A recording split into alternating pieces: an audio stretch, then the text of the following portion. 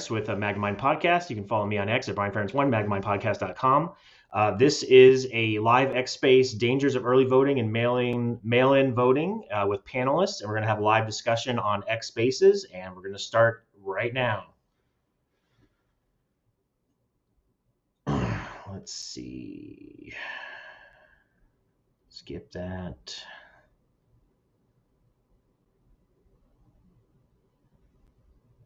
All right, we're just going to wait a few minutes for everyone to join up. I see Mark is there. I'm going to make him a co-host. Hey, Mark, I see you there. I just made you a co-host, or I sent you the request. You should get it in just a minute.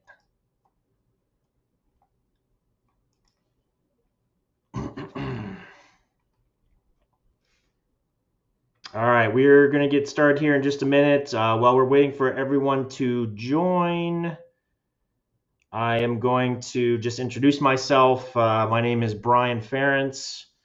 I'm in Arizona, a precinct committeeman, elected state committeeman, and member of the Arizona GOP, member at large as a board member.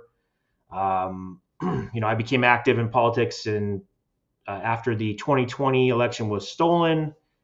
And the point of this discussion, again, is the dangers of early voting and mail-in voting. We do have a bunch of speakers that are scheduled in a panel to speak. I see a couple of them now. Please do request a mic if you are a speaker that is listed or was invited. For now, we're not going to be giving the mic just to any listeners. But if you are an invited panelist speaker, please do request the mic. Mark, maybe you could help me out with that. Mark's co-hosting for me as well. I do see that we have Jeff, who is our first speaker. I just sent you a request. Yeah, you should have the mic now. But before you get started, Jeff, again, this is a X Space on the dangers of early voting and mail-in voting. We're going to try and stay on topic as much as we can here. I would invite everyone to, please don't interrupt the speakers. We're going to go in order, basically, of what we've posted on the space. Unless someone has an issue where they, need to leave early, then you can just let me know that. We can move that around a little bit. But unlike most spaces, we're going to run it a little bit orderly with a little bit of an agenda. I'm going to give each speaker about 15 minutes to speak. And then after that time, we're going to let the panelist speakers interact and ask questions of each other. And then at the very end, if we have time, we'll open it up to just other listeners if they have questions. But if you are listed as a speaker on this space, please do request the mic, either from myself or Mark. And I do want to remind you, let's limit it to the data and facts on the topic of the dangers of early voting and mail-in voting. We shouldn't have any issues at all. This is being recorded, this space. Oh, sorry. Can everyone hear me? I think my mic was off. Got you now. Okay. Yeah, I did that before. I was speaking, but I was on mute. So anyways, we're only 3 minutes past, so it's not too big of a deal. But again, my name is Brian Ference. I'm hosting this space. I host my space a little bit different. We're going to run it orderly, kind of in the order that we have the speakers listed. We're going to give each speaker about 15 minutes to talk about the dangers of early voting and mail-in voting. Please don't interrupt the other speakers. If you are listed as a speaker, please do request the mic, and myself or my co-host Mark will add you as a speaker. But we're not going to allow currently just any listeners to have a mic, but maybe at the end. So we'll give 15 minutes for each speaker. We'll go in order unless anyone has to leave early. And then what we will do is we will allow some interaction between the panelists, any questions there. And at the end, we'll open it up to audience listener questions if we have time. So let's see. Let me just see. Oops. I do see there's a couple people that have requested the mic. I see Shelby there. Again, if you are listed as a speaker, please do request the mic. And then we're going to go basically in order. I see that we have Jeff, who's there. He's known as the lone raccoon. But Jeff, if you would like to unmute and get us started off again on our topic of the dangers of early voting and mail-in voting. Well, I really appreciate the space and the chance to do this. I'm looking around at the people here, and I and them have been beating the drum on this for over 2 years, 3 years, since we, all in our own way, came across the realization that quite a few of the methods of election fraud go right through and required this incredible amount of absentee and early voting. I'll add in as well, that occurred in 2020, as we all know, and it quite simply has to go away. It has to go back to what it was before, meaning if you want to vote absentee, you have to have an excuse. You have to be deployed military or verifiably confined. What the rules were before should be the rules again. And I would go further and say that states who are currently all mail, looking at you, Washington, for instance, as an example, you need to rethink that. You need to start hammering. Many, I'm sure, of your legislators and that in these states never give a thought to it because it's just the way we've always done things. And it's very important that they understand that the way they've always done things is the way to make sure that the results of every election are indeed mostly predefined.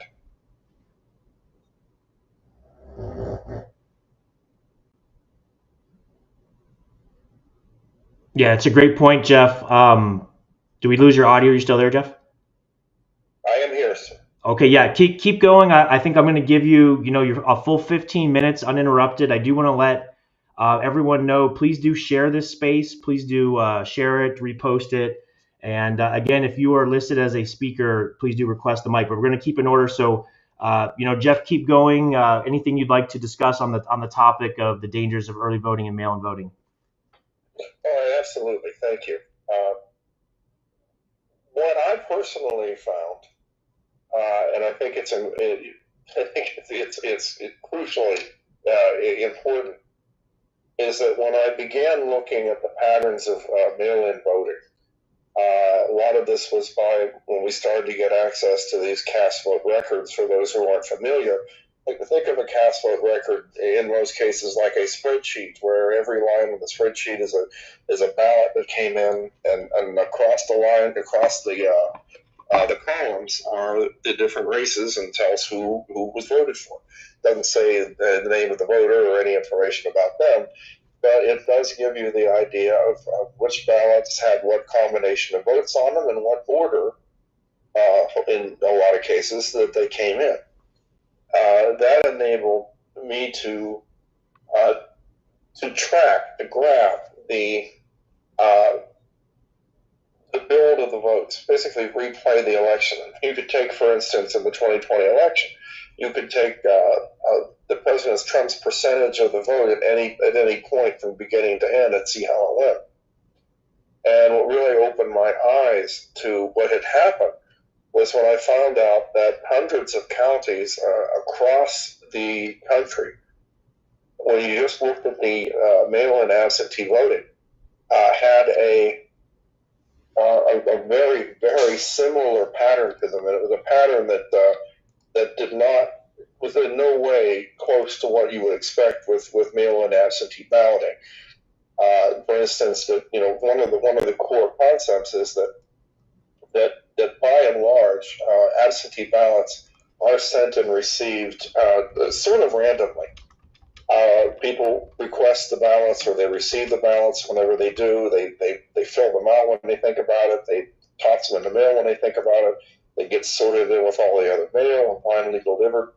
And in places, there are a few states that then sort them, which, of course, the one would analyze those as well. But in most of the cases, that's not the case. And then so you get an actual look at what should be a sort of random, and you can actually test that by looking at the precincts that these came from, and if the precincts are relatively randomly distributed, then the votes on them should also be. It's talking about, remember, we're talking about mail-in because, people point out that, yes, Democrats tend to vote mail-in and Republicans tend to vote election day.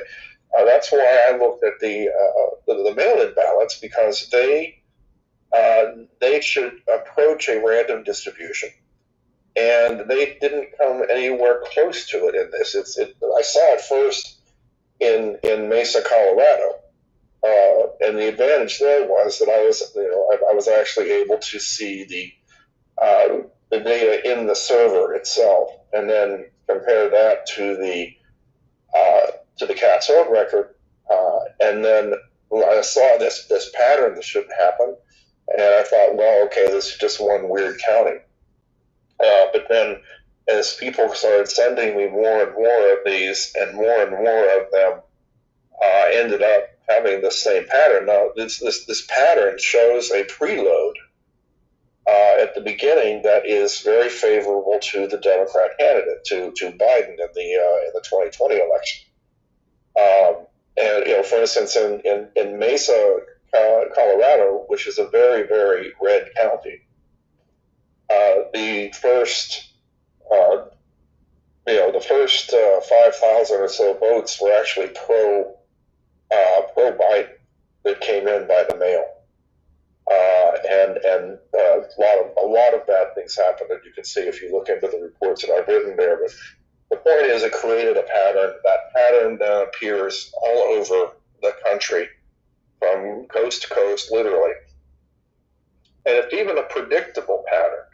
And by predictable, I mean that in these hundreds of counties, if you look at, let's say that halfway through the counting of the mail ballots, Donald Trump had received, let's say, 40% of at that point. If you multiply that out, and by 1.2, you would have what his ending would be. So it would be 40%, plus 20% of 40 by math. He would end up at whatever 1.2 times 40% is. My brain is good, but that happened over and over and over, all these places. Well, this was the big kicker for me, that this rampant unrestricted mail-in voting was one of the keys to the fraud that occurred in 2020, and I took it upon myself, as others did, to try to get the word out that if you're going to win at all in 2024, we had to convince Republicans to come back home to voting on election day, and many of them did, and I think that's one of the reasons that we have in the White House right now, is because many of the Republicans who voted by mail to the convenient, easy way out, went ahead and did the hard thing, did the right thing, went in and voted on election day. So another issue, for it, is that the systems that we're dealing with, the computerized systems, know perfectly well, or can approximate to a great degree, what's coming in as far as the early ballot, and so they know on election day, they've got a pretty good idea, if not exactly an idea, of what the votes are. And at that point, any kind of nonsense that goes on inside the machines, if they need to, they can go in and massage the data a little more, because they know this. How do I know this? Let me give you an example. Again, I'll go back to Mesa because it's where I have so much information. Someone in that ran from the election computer system the results a couple days before the election. This is the 2021 election, where I have all of that data for. They're not supposed to do that, but they knew what the results were before election day. At that point, They definitely did. So our by voting early and by voting by mail, we are giving them the opportunity to have foreknowledge of how much extra fraud they need to counteract whatever huge Republican election day votes come in. So I mean, this is to me, it's a deadly serious issue. It has to be addressed, and people need to keep talking about it. So that, in a nutshell, is why I advise, well, no one, but certainly no Republican, no America First, no MAGA person, to take the easy way out and vote early, because you're really playing into their hands. I like the people who speak against that will say something like, well, it's like we can't start playing in the fourth quarter when the other team's been scoring for the first three quarters.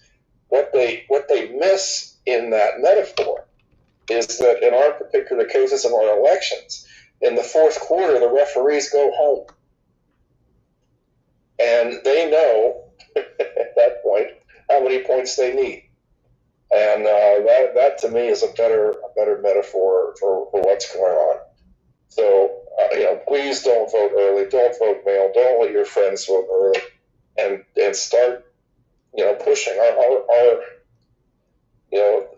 President Trump and his people are aware of this problem, and they need to know that we're demanding that they solve it. And that's not only at a federal level, of course, it's at a state level as well. All of the reasons given for expanding mail-in voting in 2020 are no longer applicable. They simply aren't. So they should be taken away. They should go back, reset to the way it was before the 2020 election. So that may or may not have been the whole 15 minutes that you were expecting. But I'd also be happy at any point to answer anybody's questions. I assume there's going to be time for that later about what I've seen, what I found. I did a documentary at the Fingerprints of Fraud, the movie.com. Chapter 3 of that deals with this pattern, which I call the Mesa pattern, by the way, because I saw it first in Mesa County. How this Mesa pattern is simply impossible, and how it is being used and was used to steal our elections. So thanks again, Brian, for letting me talk. Thank you, Jeff, and thanks for being the brave one going first as well. And you did at the end exactly what I do want all of our speakers to do. It can be at the beginning if they'd like. Please do give just a brief introduction, like Jeff did. Shout out any social media or website that you want as well. Take a minute to that. But Jeff, please do stick around, because we will have questions first from our other panelists, and then at the end, if there's time, we'll open it up to all the listeners. But thank you again, Jeff. And I'm going to turn it over to our next speaker, which is Lori. So Lori, go ahead and unmute. Please do give a brief introduction, and then you'll have 15 minutes as well. Hi, Brian. Thank you so much for the space. I see so many familiar faces. I love everybody on this space for everything that they've done. These are truly the people that are fighting to restore our Republican form of local self-government. I'm the state lead for Mike Lindell's Cause of America here in Texas. We educate and network together Texans that want to restore hand counting in their precincts. I work with Texas Hand Counts that created an Echo 65 system that improved on the original hand count system that we have here in Texas. And I also am the director of Tally Texas, which is also educating voters about local self-government. And I'm on the Williamson County Republican Party Election Integrity Committee. So I have spent 4 years trying to remedy an injury by ES&S electronic voting systems. And I was like a lot of these people, I didn't I didn't know much about our elections, how they worked, what countywide polling was, or really, really much about it. And have spent 4 years diving into, everything that I could sponge up on the subject. And ballot by mail is not my area. I focus on malfunction, voting system standards, defects and deficiencies is primarily where I focus. And early voting has been called the countywide. It's called countywide voting. Before they gave it an official name in Texas in 2009, it was called countywide, and you could go vote anywhere in the county early. And it kind of incrementally, county by county, and the legislature incrementally instituted, standards and statutes that subverted the security of our ballot boxes. So Texas actually brags about being the pioneer. In 1987-88, Texas pioneered the early voting in-person process. And sorry, everybody, I was 10. And it was, at first, they had like a main branch location, and it was one location. And it wasn't 17 days before election day, right? So it started slow, like 3 days, 4 days before election day, you could go and cast your ballot at the county clerk's office, where they had like an election coordinator underneath them that wasn't a full department, wasn't a 24/7, 365 operation. And you could go cast your ballot at that main branch location. And then, every legislative session, every 2 years, they would add more to it. Oh, well, now how about having a temporary branch location? And so it slowly expanded out to where you had multiple branch locations, and this impacted the purity of the ballot box. And when we're talking about purity, we're talking about, Precinct 267's ballots remaining with Precinct 267's ballots and remaining pure. And now you had a situation where everybody's ballots are being mixed up inside the ballot box together, which made it very difficult to detect fraud in the same way. And so it's turned into this behemoth of a system, and they created a program called the Countywide Polling Place Program now that 99 of the largest counties in Texas have adopted. 85% of registered voters are being forced to use it. And this is a system that allows you to vote anywhere, not only during this extended early voting in-person period, but also on election day, you can vote anywhere in what's called a vote center. And I know a lot of you have that in your state, but they kind of conditioned us with the word countywide. Like, that was what early voting was called. It was this countywide. Then they created this program.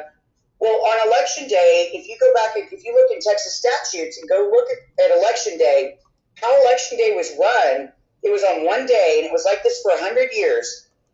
From late 1880s, when we joined the Union, until the 1980s, we had it on one day, and the political parties were the elections by the people. That was the purpose, the constitutional purpose of the political parties, were that you had trusted, trained, and stakeholders of the power being transferred, maintaining possession and oversight of the ballot box.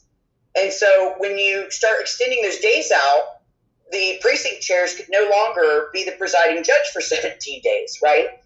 And so the government slowly started taking more oversight over this process for countywide. So if you look at election day, you had your precinct chair presiding judges that were a black robe. They took on the powers of a black robe district judge on election day, and they became the honorable presiding judge of precinct 267. And from the moment that those ballots showed up that morning, they went into possession of your precinct chair, which is your neighbor, right? We all live together in this precinct, this election precinct, and they would take possession of these ballots, and every single pre-printed ballot had to have their handwritten wet signature on the back of every ballot. And so they were in charge supervising the polling location, making sure that everybody showed up. They, of course, year round, they were looking at the voter registration list. They had a team, of 10 people that were their trusted hand counters, their trusted clerks, and you had this major party of election officials that really the people had the oversight over the entire process. And so now, for the early voting in person period, they are stamping the election administrator's signature on the back of the ballot. So you can no longer detect if somebody were to throw a box of ballots out or were to duplicate a box of ballots. There's no way to detect that ballot originated in a polling location during the election. And so in most counties, they still sign the back of the ballot, which you could turn the ballot over and you could go ask the presiding judge and say, hey, is this your signature? And they'd say, yep, that's my signature. Or, if you were going to have to stuff the ballot box enough to change the outcome of the election, it was so decentralized, you would need all the precinct chairs, a large amount of them, to cheat. And you would need to forge those precinct chair presiding judges' signatures on the back of the ballot. And you would have to do enough to change the outcome of the election without being detected. And so what this early voting period has allowed was basically the government, the unelected election administrator, has taken the presiding judge power over the early vote centers. And so now the people have been reduced to like a clerk that stamps the back of the ballots with the election administrator's initials on behalf of the election administrator. So they're ordering our blank ballot paper with those initials pre-printed on the back of the ballot. And so that was your primary way to detect ballot stuffing and ballot fraud, and that you could authenticate that a ballot was legal and valid, was this handwritten signature on the back. And they created this whole period that the people can no longer have oversight and supervision over all of these ballots. And then they push everybody to vote. Of course, you all know. They push everybody to vote early. So instead of it being this thing like a last minute thing, hey, I can't go vote on election day, so I'm going to go cast my ballot at the main branch location in an emergency, it's become the primary method of voters. They're pushing everybody into this insecure period where you cannot detect fraud.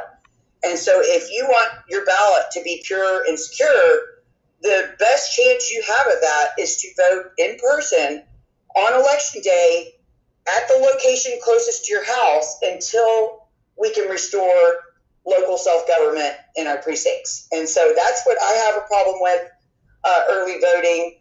I believe that we are changing hearts and minds to restore election day only elections. And I'd be even okay, I'm going to probably get some egg for this, but I would be okay with an incremental step back to a 3-day continuous period that was convenient for the political party precinct chairs to preside over a polling location in their precinct for 3 continuous days while we educate and re-enfranchise, bring back the people that have been disenfranchised by this destabilizing system.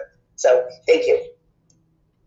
Thank you so much, Lori. And just a reminder to everyone, please do share, like, and repost this space. We have a lot more people coming in. For our speakers, we are going in order. Next up is going to be Shelby from We the People AZ. Before I turn it over to her, though, I do see some speakers that I did send an invite to the microphone, so please check for that and accept that. And if you don't see it, go ahead and request the mic, and I will make sure to give that to you. For right now, it's just our scheduled speakers. We're going to go in order unless anyone has a conflict. And with that, I will turn it over to Shelby Bush from We the People Arizona. Please do give a brief, invite or intro into your background and shout out any, website or socials that you want when you begin. Go ahead, Shelby.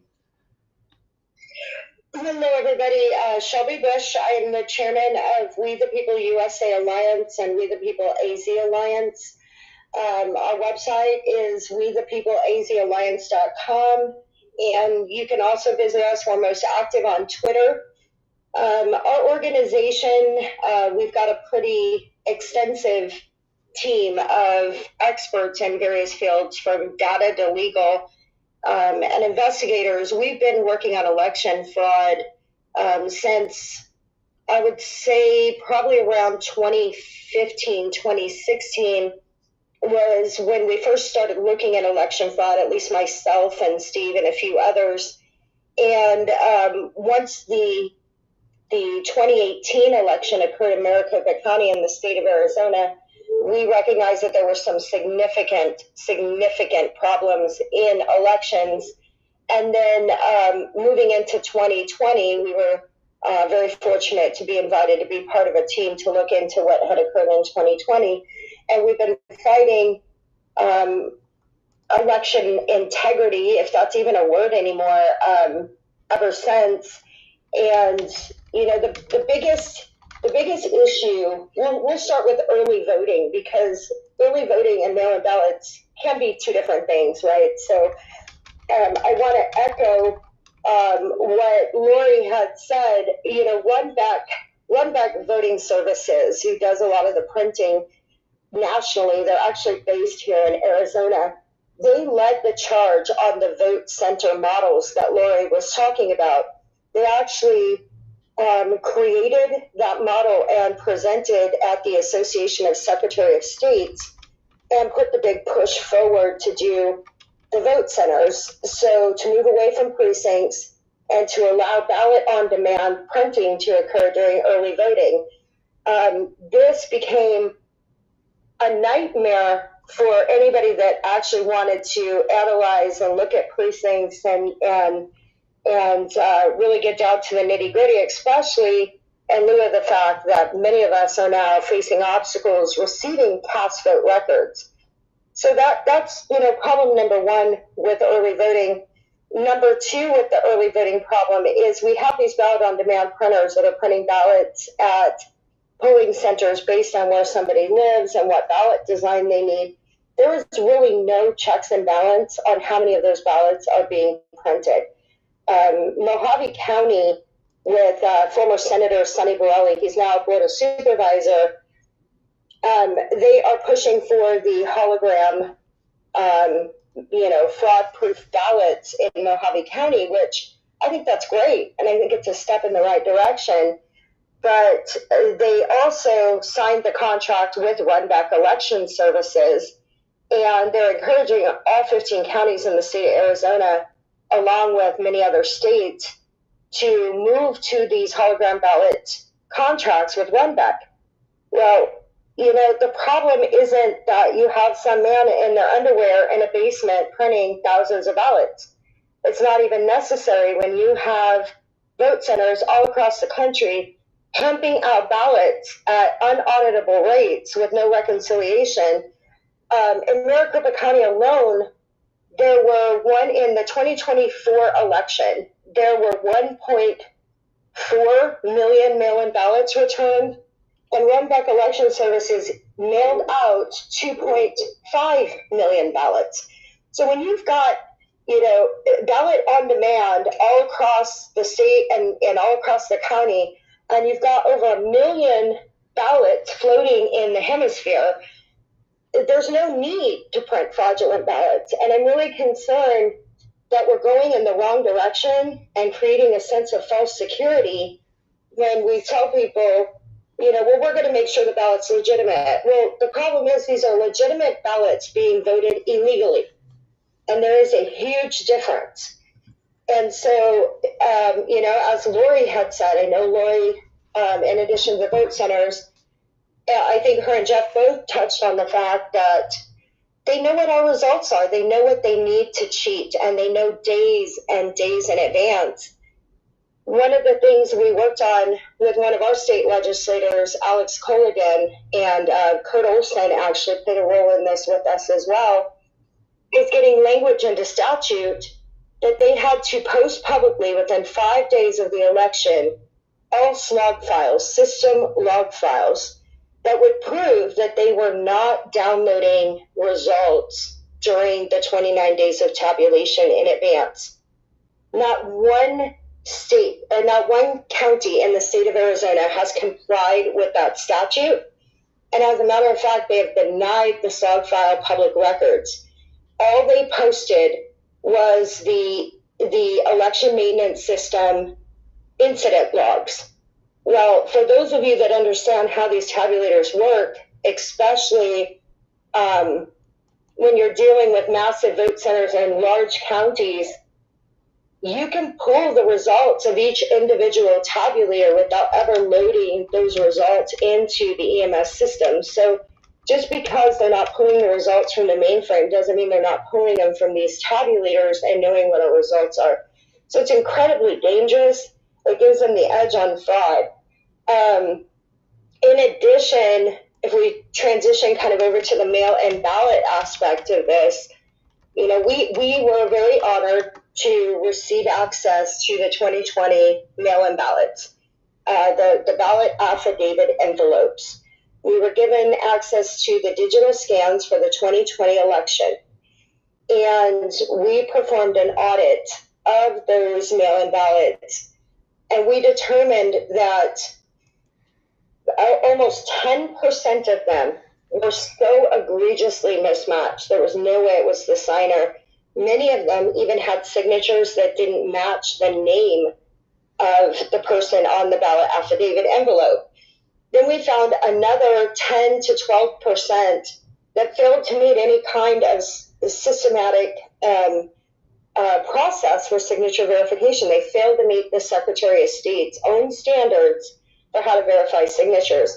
So when you look at an election like 2020, where there was 1.9 million mail-in ballots, and you have evidence in front of you that 20% of those mail-in ballots should not have passed the muster test, that will change the result of any election in the state of Arizona.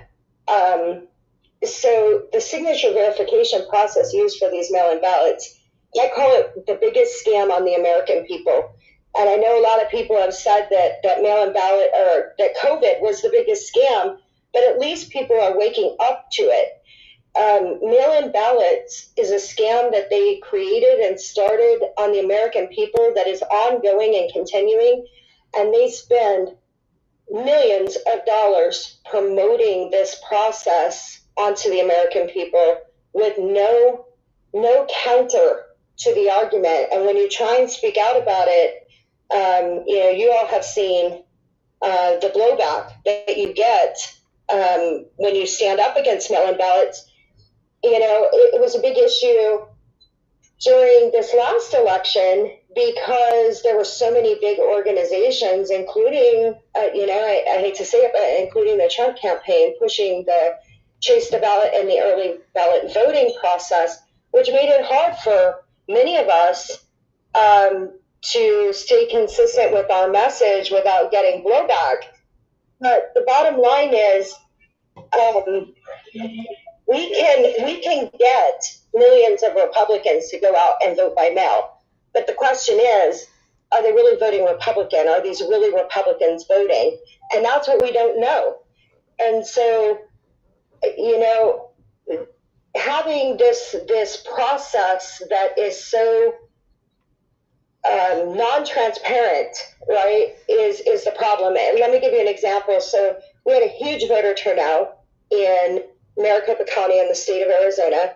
We swung for Trump higher than any other swing state in the country, but yet we lost a lot of down ballot races. And when we analyzed the data, we found 196 precincts in Maricopa County that swung 62% for the Democrat halfway through the election. So the Republican was winning, and then those precincts swung by more than 62% in the final tabulation of mail-in ballots for the Democrat candidate. And these were all Republican precincts where it would have required, for the vote count the Democrats got, it would have required that over 20% of the Republican voters voted Democrat.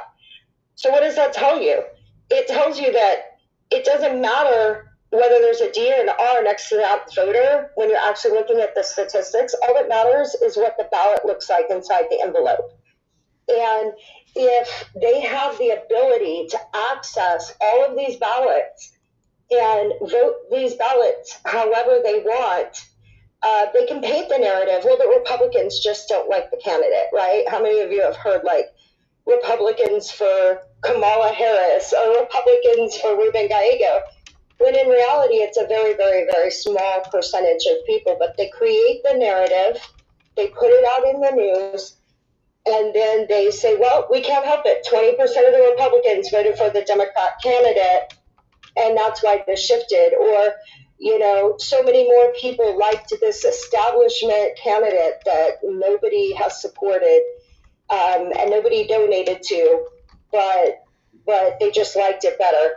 We are currently in a lawsuit with Maricopa County to receive the 2022 ballot affidavit envelopes. We filed that lawsuit back in 2020, and it's just now starting to see the light of day. And, one of the issues they did here is they adopted the scanned images of these mail-in ballot affidavit envelopes into the voter record to use them as exemplars or comparative signatures. So why is that a problem? Well, it's twofold a problem. Number one, then they can lean on the fact that the voter record is not public record, right? Because now it's part of the voter record. So it puts the bar at a higher standard for people like us to audit those. And the other reason it's a problem is, think about if somebody got a hold of your checkbook and they forged your signature on a check and they managed to cash it at the bank.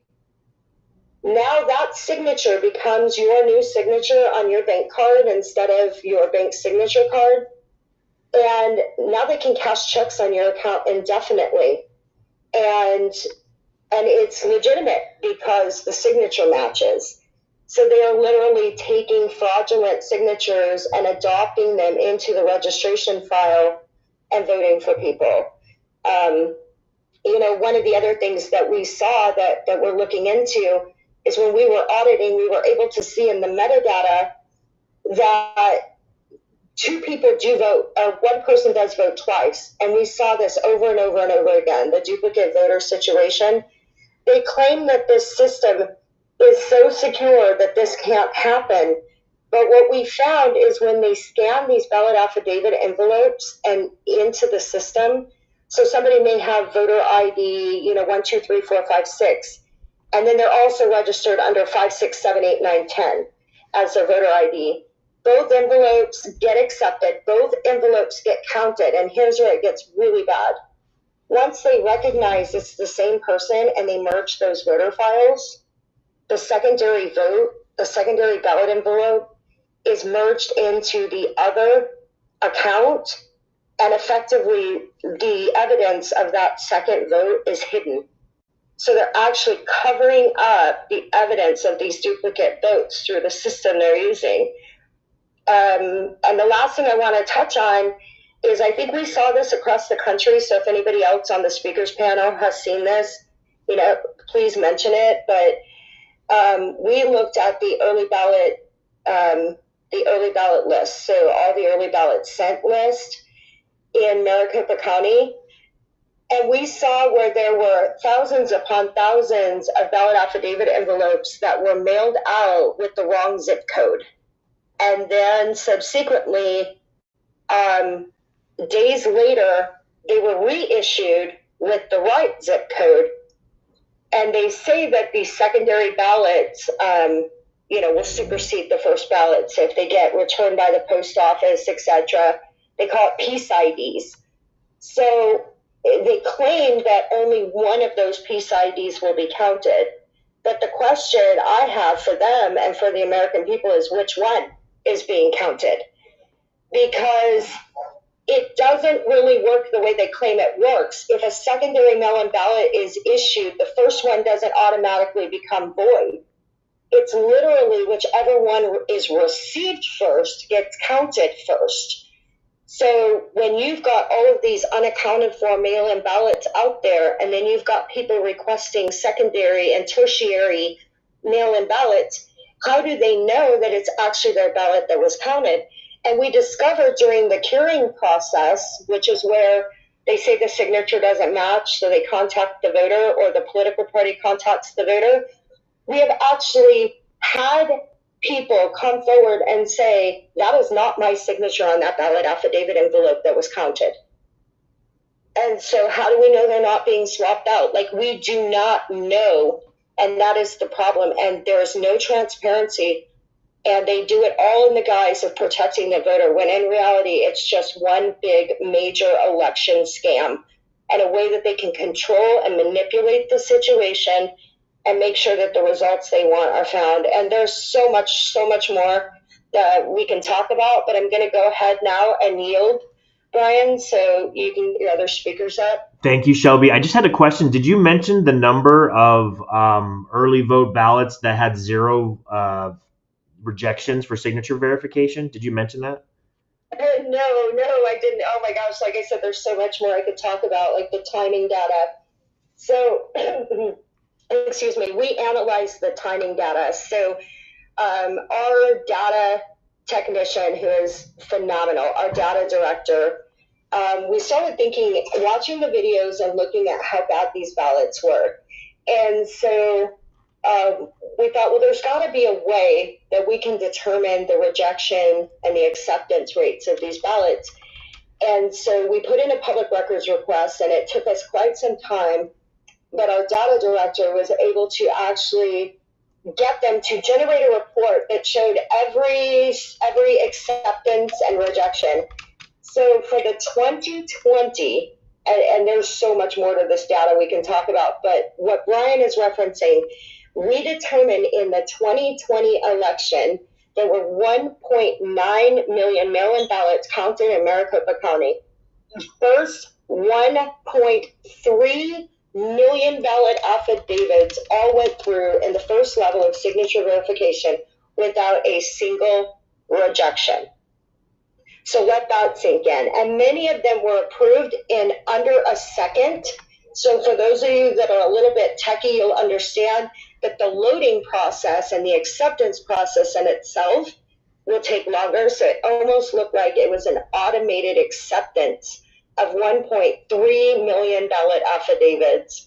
And then the other strange thing we found is after those 1.3 million ballots were all accepted without any rejections, an entirely new signature verification crew came on board and completed the other 0.7 million ballot affidavit envelopes, and their acceptance and rejection rate was normalized. So, all of these 1.3 million were pushed through, and then they brought in a whole new crew of signature verifiers for the last 700,000. Did I answer your question, Brian? Yes, thank you. Thank you for sharing that. So our next speaker is going to be Mark Cook. Before we go to Mark, though, just for the people that have joined, this space is running in a little bit more organized fashion than most spaces. We're going in order of a pre-approved list of panelist speakers. Some of them, may not be here, so we can move around. I'm looking for Holly Kessler. I don't see that she's joined. If someone can message her, have her request the mic. And then also I've been asked to add Linda Rance. I think it's C of A, Missouri. Linda, please do request that mic again. I'll try to find you and add you as well. But so now we're going to go to Mark Cook. Mark, please do give an intro and shout out any website or socials you want. And reminder to everyone on this space, please do share and repost and like it. Thank you. Go ahead, Mark. Okay, sound good. Thanks very much, everyone. Obviously, you can find me on X here at Patriot Mark Cook. I've got a website, one of many, but the biggest one that I have put up here is handcountroadshow.org. All one word, handcountroadshow.org. So I know a lot of people that are on here. I see tons of friends, and we have all kind of found each other. None of us really knew each other. I didn't know any of these people prior to all of this. But there's a lot of very good experts that have looked at data all across the country, or sometimes just in their states, and everyone has looked at it in a different way, but we're coming to the same conclusions. Everything's converging to the same thing, and that is that we have a system that has been engineered, an election ecosystem from top to bottom, from the voter registrations all the way to election night reporting, including the media and other political components of it. But the whole thing's been fully engineered in order to create an illusion for the people, yet allow sophisticated covert manipulation underneath to shift and control election results. Sorry, that's what it is. That's what everyone's seeing. We are seeing the symptoms of this fully engineered corrupt election ecosystem every day. So we've got to just acknowledge it. I think everyone on this call probably is, but the rest of the public seems to be a little bit slow catching up. So their basic game is, calculate which ballots they need to stuff in order to affect the results of the election, and then stuff those ballots in to shift the results. Pretty simple. So a little background on me. I've been in IT for 40 years. I've been a complex systems root cause analyst. I've been doing forensics for quite a while as well. I have worked with probably about every single speaker that's on here and spent sometimes many, many months working side by side them. Everyone's absolutely brilliant. I was asked to go out to DC right after the 2020 election and take a look at the election ecosystem and figure out where the fraud may have been. So that's where I really dove in first, and I got my feet not only wet, but I got my whole body drenched. And I realized when I saw what I saw out there and what the system has been built like, I realized what state our country's actually in. So I've worked on lots of cases around Tina Peters. I've worked side by side Jeff O'Donnell on that one, Walter Doherty, Doug Gould, a bunch of very, very smart people. I helped and assisted with the Carrie Lake stuff. I've worked with Shelby for a long time as well. I saw all of that data. I've just testified all over the country. I've traveled all over the country as kind of a private investigator, state by state, county by county, trying to figure out what's actually going on. Double checking everything that other people have found as well, because I wanted to try to approach it from a different angle and make sure I came to the same conclusions. So we've got professional election manipulation engineers that have designed this entire ecosystem, and they've been doing it for quite a while. I'm talking decades and decades they've been doing it. Their means have just become much more sophisticated with the advent of technology.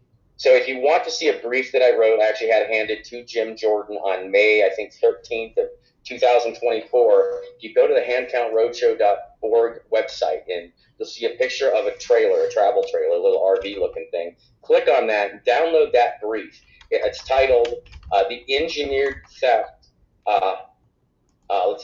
Engineered Theft of a Nation or something like that. But read that. It's give you an idea of where my head was at least last year. So mail-in voting, I just want to go over this real quick here. It's really important for people to understand. In mail-in voting, when a mailed ballot is received, I have a county. They've got an envelope. Regardless of the information on the front of it, regardless of the signature verifying or not, let's say the signature is perfect and verifies fine, everything else verifies. Point, that envelope is opened, and the ballot. Oh, shit.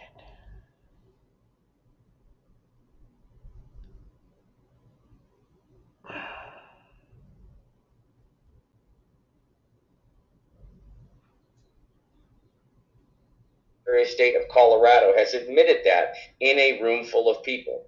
There's no way to know that. So if there's no way to know who actually filled out the ballot, then how do you know if the person that filled out the ballot is an eligible voter? If you don't know who it is, there's no way to determine eligibility of the voter. Therefore, how on earth can we legally tabulate that ballot if the eligibility of the voter cannot be determined? Your signatures are on the dark web. If you ever filled anything out that's ever been scanned, or you've ever signed one of those little LCD screens at the gas station, your signature is most likely already on the dark web. It's already in the databases that are used for these stupid Agilist machines. Sorry, Rundbeck. Or the Colorado score system, or whatever system your state uses to handle the signatures. They're stored there. So if a bad actor has access to that database, then that bad actor has access to all those signatures as well. And in fact, all the information that would need to be validated against the same database. So basically, if the criminal is inside the system already, or has access to someone that's inside the system, the entire security of the system is gone. And that's the state that we're in, sadly. You know that the signatures are a joke because there's no training. No real training. There's no testing to see if people actually know how to do it properly with 100% accuracy. There's no way to know if what's shown on the screen when they're doing their signature verification, if they're not just trusting the Agilist to do it, if what is on the screen is even the same thing that's on the envelope, because all that could be faked very easily by a bad actor, and no one would know the difference if that was being faked unless they examined every single one of them by hand. There's no quality control, really. Arizona woodpecker, if you don't know what the Arizona woodpecker is, that's a guy in Arizona doing signature verification that was caught on video, and 62 ballots he okayed in 1 minute. And a professional signature verifier, professional forensic document analyst, could not do it in less than 10 seconds. One signature in less than 10 seconds. And this guy, this normal citizen, was able to do over 1 per second. That's insane. Obviously, they're not even looking at a lot of the signatures in most of the case. I had a friend in CU Boulder. His mom actually was a signature verifier. And after she rejected 6 signatures, she was pulled aside and fired from her position because she was rejecting too many signatures. And she was rejecting the signatures because they weren't even close to a match. But they fired her and replaced her with someone else. And they kept doing that to other people until they got people that just accepted all the signatures. I mean, these are the games that are being played. So COVID, if anyone hasn't figured that out yet, it was to create mass absentee voting across the entire country in a size large enough to actually manipulate the election, the 2020 election. It was also used to put in countywide voting everywhere it wasn't, and central tabulation. Both countywide voting and central tabulation are facilities to launder ballots. It increases the ability for ballots to be laundered in the system, to break chain of custody, and not be able to track where manipulation is. It makes it easy to insert fraud anywhere. So we need to get educated, and one way you do that is go to handcountroadshow.org, go up to Get Educated, and scroll down to Bank Your Vote Early Voting Scam. That is a page I put together to help people understand how this thing works. Imagine this. If I know what your party affiliation is, and I know that you voted, I can probably figure out what your ballot's going to look like. I would have a pretty good estimation of that. And so if there was a database of how everyone is going to vote, which way they lean, which, by the way, there is. Anyone that knows this can just buy these databases. The parties have access to them. And there's different qualities of these databases out there. Now, imagine big tech blending in data like what you buy on Amazon and what you tweet and what you email. Imagine they had all that data, and they could create a voting profile for every single person in the country that's voting and know exactly how they feel about every issue and about every candidate. Now, if they had access to all that, which, by the way, they do, and they use that information combined with the fact that they know you voted, they could create a model of the election results on the side before and without ever looking at a ballot. Imagine that. All they need to know is if someone's voted. They combine that with the voting profile information they already have, and they can build a model of the election results without looking at ballots. Now, imagine they did that, and then they knew what they wanted the election results to be. All they have to do is subtract the difference, know exactly what ballots they have to stuff to count to the real votes. But imagine them being able to, or trying to do that all in one day. It'd be very difficult to do it in one day. So what do they need? They need early voting. They need a period of time to gather all this information and to be able to stuff all this in and spread it out so it doesn't get caught, to keep it below the radar. Sprinkle a little bit here, sprinkle a little bit here, a little bit here, while they monitor all of this data. And they pull a ton of data in during early voting. That's why they want all these electronic poll books. That's why the system they've created, the mail-in ballot tracking system, it's called Ballot Tracks in Colorado. Texas has one. All these states have one. They didn't create the ballot tracking system for us, even though they claimed they did. That was the con to give them runway to create the system and have us pay for it. But what they really created it for was so they could monitor who's mailing in a ballot so they could feed their results model. And the electronic poll books take care of that data for them in real time as people walk in to vote. They have all this stuff during early voting, but that wasn't enough because most people are procrastinators. So even though we had early voting, people were waiting too long to vote. So they had to figure out, how do we convince people to vote as early as possible in early voting so we have enough time to make all these adjustments? Well, bank your vote. That whole scam showed up. And of course, the RNC pushed the bank your vote scam. So I've just been watching this progression. This is what they're doing. So go to that Bank Your Vote Early Voting Scam page. You can. I got a full write-up on it, and JP Sears at the end of it has an amazing video, brilliant 6-minute video that goes through that process in a much more comedic way than I can. And I also ran a comparative analysis between all the voting methods. So at the bottom of the screen, you'll see a link for Right Way Voting, and that Right Way Voting link is also under the Get Educated tab on the website. Click on that, and it'll take you right to the comparative analysis that I created for the different voting methods. And it's very obvious. When you have an uncontrolled environment, you can't secure it. So remember that any uncontrolled environment is inherently insecure. Well, mail-in ballots and early voting are uncontrolled environments. Mail-in ballots totally uncontrolled. And so what you need to do to secure a system is you have to reduce the attack surface of the system as much as possible to secure the system. You don't create a larger attack surface to secure systems. And that's all the progression of our election systems have done over the years, is increase the attack surface. The only reason someone would want to increase the attack surface is to be able to have more ways to abuse the system. If you think about the people that pushed the early voting and mail-in voting, here are the people in the 2020 era: Michelle Obama, Elizabeth Warren, Kamala Harris, the Democrat Party, Priorities USA Action, Senate Majority PAC, Next Gen America, Vote.org, Swing Left, Common Cause New York, Demos, National Democratic Redistricting Committee, that was in 2024, and then Woke Vote has been pushing early and mail-in from 2017 to 2020. I mean, that's the writing on the wall here. And then the Republican side, that all started in 2022. And unfortunately, I think Trump was very ill-advised, but Ronna McDaniel was pushing it, Ron DeSantis, Byron Donalds, Kevin McCarthy, Mike Braun, Tommy Tuberville, Charlie Kirk, Blake Masters, Newt Gingrich, and Scott Presler. I even ran into Scott Presler at the Arizona GOP. I think Shelby was even there when we were demonstrating a hand count upstairs. I ran into him in the bathroom as he was walking out. I said, "Hey, Scott," and we know each other. We actually worked together on the first Stop the Steal rally. I said, "Scott, I got to talk to you about early voting, and you're pushing something that's really dangerous." He looked at me and said, "Mark, every single expert has told me the same thing, including Professor David Clements," which, by the way, is here. I see. Hi, David. I said, "Including Professor David Clements, and I don't care. I'm not going to stop." And then he stormed off. And I followed him into the green room, and I said, "We really need to talk about this sometime. But at least, will you look at the hand counting that we're doing upstairs so you can share that with all your followers?" He refused to even walk upstairs to see what we were doing. And then the organizations that have been pushing, the RNC, National Republican Senatorial Committee, National Republican Congressional Committee, Turning Point Action, and Early Vote Action, which, of course, is Scott Presler's baby. So we are up against some people that are just totally confused and need to have their heads screwed on straight again. And we are up against people that are pushing this in order to benefit themselves and others.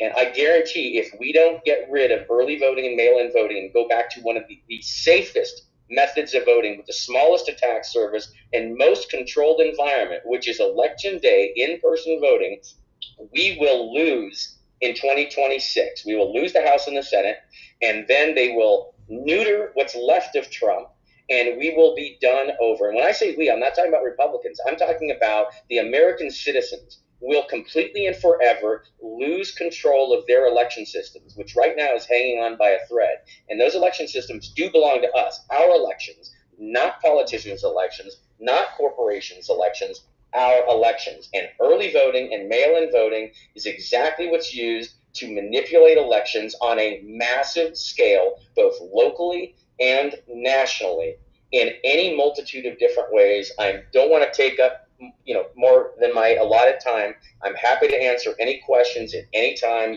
Anyone can reach me if they want. 303-990-2660 is my phone number. Feel free to call me. Keep the death threats to a minimum. I'm happy to have any conversation with anyone. Thank you very much, and I yield.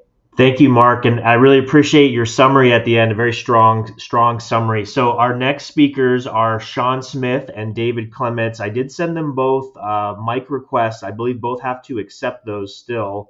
Sean Smith, I do have you next. If you're able to, I just sent you another mic request. If you're able to accept that. Otherwise, we'll go to David Clements, who I did the same for as well. But Sean Smith, you are listed as our next speaker. If you can accept that mic request, then we will have you next. Just as we're waiting for that, just a reminder for all to please do share this space. Again, we are going in order of our listed panel of speakers. Some people were not available or will be coming later, and we do have some additional speakers that we will have at the end, and then some open discussion between our panelists. But again, let's see if, yes. Brian, I need to remove a couple of people. Oh, there you go. What? Sorry. I just need to remove a couple of people around so that people can grab the mic. Okay? Yeah, if you don't mind, Ash in America, I'm gonna demote you currently. Okay, thank you. All right, so I see David's there. Can we get Sean Smith in as well? Caroline, you might maybe just remove people that have spoke already, if they don't mind, but we can re-add them.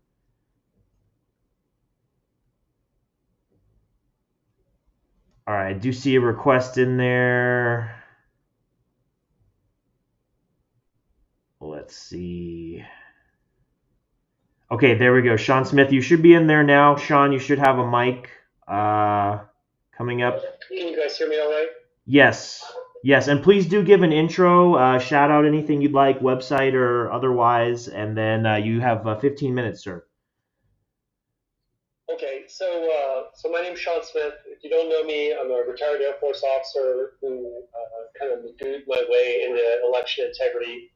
And along with Ash Ebb and Holly Kaysen and Jeff Young and Michelle Vogel, we stood up Cause of America after Mike asked us to. And again, it's a funny story, but I thought he was asking us what somebody else should do. But anyway, so I'm still with Cause of America. You can find us at causeofamerica.org.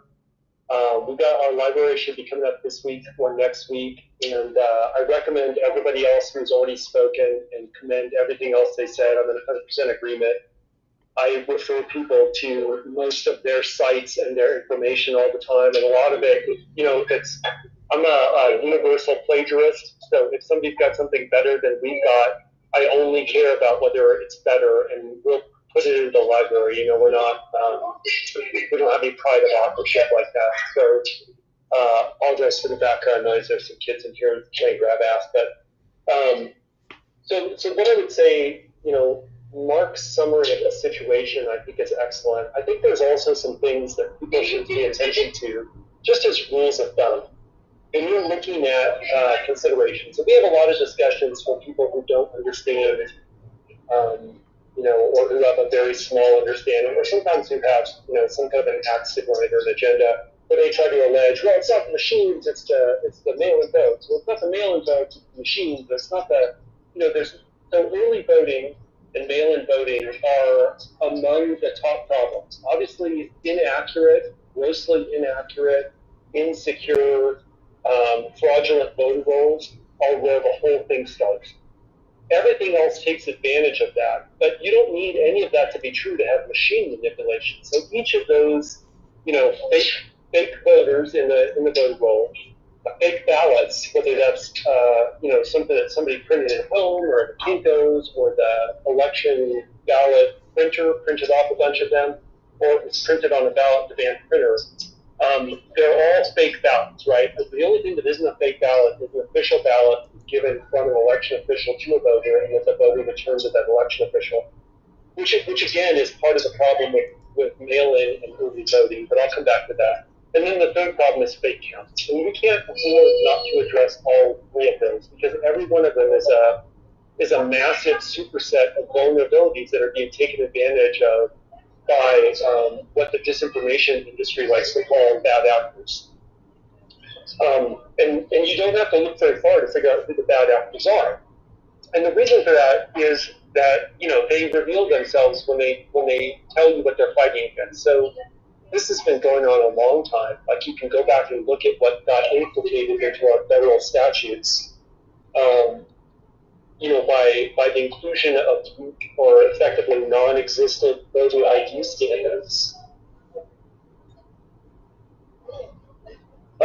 So when you look at the federal statutes will allow, and this is why the states have incorporated it, And this was done by National Association of Secretaries of State and National Association of State Election Directors and the International Association of Government Officials, which is the national level organization for clerks, as well as by election industry itself, like the vendors and things like that, all underneath the kind of umbrella of protection provided by the lobbyist class and the compromised political class. So they put this system in place, which allows for, basically fraudulent ID to be used. And once you have fraudulent ID, all manner of corruption and abuse are possible. And we are seeing, right? And then you have the centralization, and then you have, sorry, there's a noise. So you have anytime you see one of these factors, that contributes to opacity, reduces transparency, that creates distance or creates an obstacle to citizens verifying things, every time you see one of these, it is deliberate, as Mark describes. Now, a lot of them come dressed in sheep's clothing, right? They have some sort of benevolent stated purpose, in the same way that the Inflation Reduction Act stated that it was the Inflation Reduction Act, when what it really was a massive grift, a giveaway of basically a raiding of the U.S. Treasury, and also an attempt to essentially devalue U.S. currency. And you see the same thing like North Korea. North Korea's official name is the Democratic People's Republic of Korea. Well, clearly it's not that. So every one of these measures, like Mark described, every one of these measures that's been implemented has been to the detriment of integrity and transparency and accuracy. And so you can apply these rules of thumb. Anything that creates asymmetry for a citizen to be able to verify who has voted and whether an individual has voted and what ballots were counted and what was on each ballot and whether the final tally reflects the sum total of legitimate ballots cast by eligible electors and nothing more. Every obstacle that's been erected that creates asymmetry where it's a greater burden for you or for citizens or for citizen groups, everything like that is essentially a weapon pointed at the heart of representative constitutional government, of a Republican form of government. And so early voting is just the latest development. It's not exactly new because we've had mail-in voting since the Civil War in the United States. And in fact, the Civil War was the first time that mail-in voting was used and the first time that mail-in voting was abused for fraud. I mean, Abraham Lincoln almost hung military officers and civilians over it. And he should have, probably, in my opinion. That's the appropriate response for treason. And a coup is treason. And if you try to change election results at that scale to change the outcome for a national election, you're effectively taking away control of government from the citizens. So there's a rule of thumb. It's just anything that creates asymmetry is inherently anti-election integrity. It is inherently against the Republican form of government. If it creates a greater burden for a citizen to obtain the information, have access to it, to analyze it. So look at some of the methods and the factors in our elections that show asymmetry that works against citizens. Let's start with the voter rolls. They're supposed to release, according to the National Voter Registration Act, all their details of maintenance activities on the voter rolls, which would tell you who's on it, who's off it, what changes have been made. They're supposed to release that to the public at little or no cost and in a timely fashion. But what do they actually do? They give you excerpts. In some places, you have to pay exorbitantly for it. Like I think Mike paid $30,000 for one set of Alabama's voter rolls in voting history. In other places, it's relatively inexpensive, but that'll change too when they realize how people are analyzing it. So there's a perfect example. That should be available to the public at no cost and in near real time. But the federal government actually has to fight for access to it. If you saw the president's March executive order, the president basically said, go get that stuff and prioritize investigation or prosecution in any state where you don't get free access. So the next step, obviously, for that is for all of that voter roll data to be available to the American people, basically readily accessible. Then you get to the question of mail-in or absentee voting. There's some legitimate reasons, right? You will cobble voters if you're in the service of your country and you're overseas. Or if you permanently live overseas, like you're just with a contract or something, it's not the service of your country, I still think you ought to be able to absentee vote.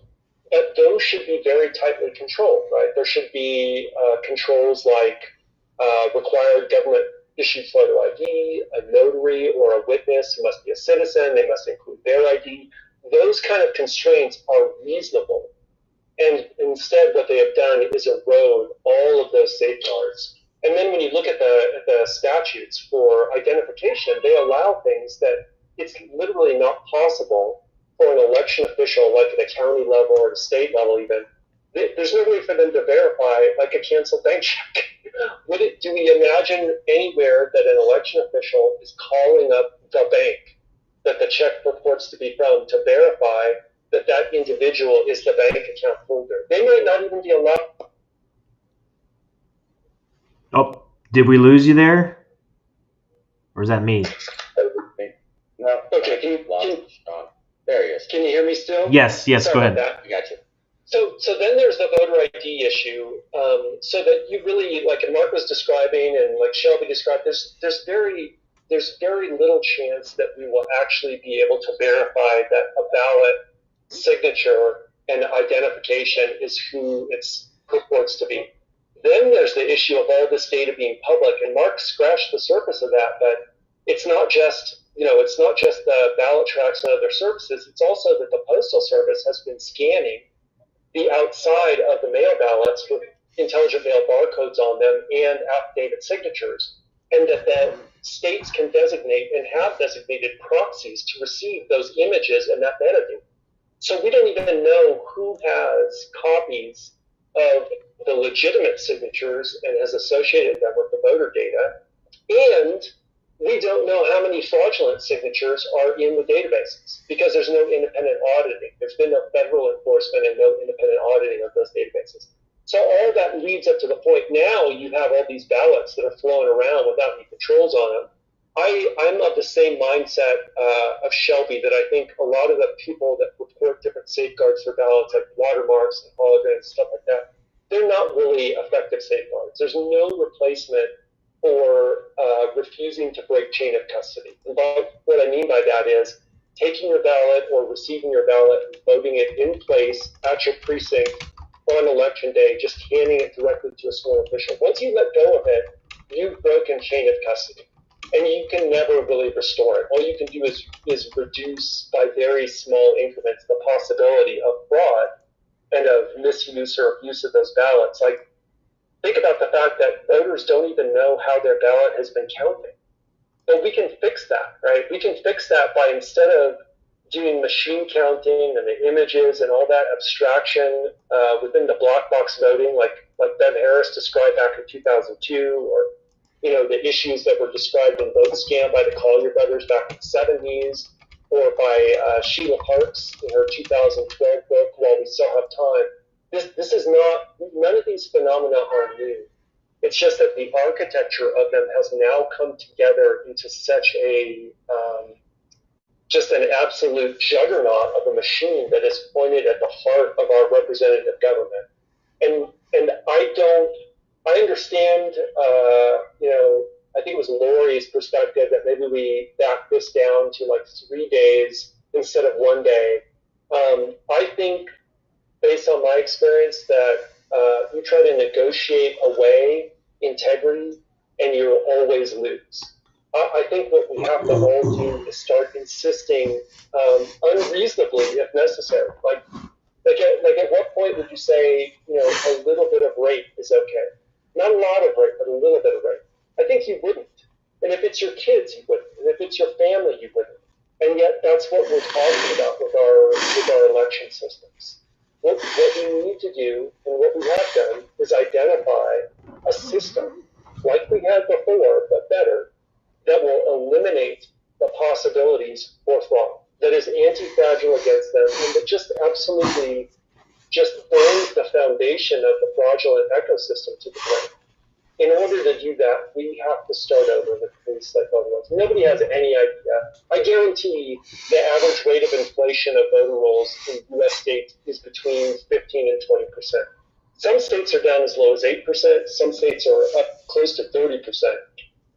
But the average, across the country is huge, and it's more than enough to sway elections. We have to start over with clean state voter rolls, and they have to be established in person with government-issued photo ID. If we do something less than that, it's allowing a little bit of rape. And then we have to eliminate no-excuse mail-in and absentee balloting completely. There has to be a justified reason that's accepted by the election official, justified, documented, and it shouldn't be something permanent unless somebody has like a permanent disability. And in all of those cases where we're allowing it, we have to insist that they provide documentation that requires a witness, whether it's a notary or a witness with their signature and with a copy of both of their government-issued photo IDs. That will eliminate significant proportions of the fraudulent ballots being introduced. Then there's the early voting issue. We shouldn't be allowing it at all. It's totally unnecessary. It was instituted, again, with the benevolent claim that it was for convenience, participation, et cetera, et cetera. What it really does is reduce integrity and the opportunity to catch the fraud. It's done exactly as Jeff described, to give them time to adjust models and to produce and introduce fraudulent ballots. We also have to eliminate, by the way, ballot on demand printing. There's no reason for it. It's illegal in many of the places that actually use it, and it itself lends itself to, like Shelby was describing, totally unreconciled and unreconcilable elections. Like nobody can keep track of how many ballots there are printed or in circulation, and that's again by design. And then the last thing is, of course, the hand count. A hand count under video eliminates most of the possibilities for fraud once ballots have all been turned in. If we do those things, we restore election integrity in the United States, and all of a sudden we'll find out our elected officials are actually accountable to us again.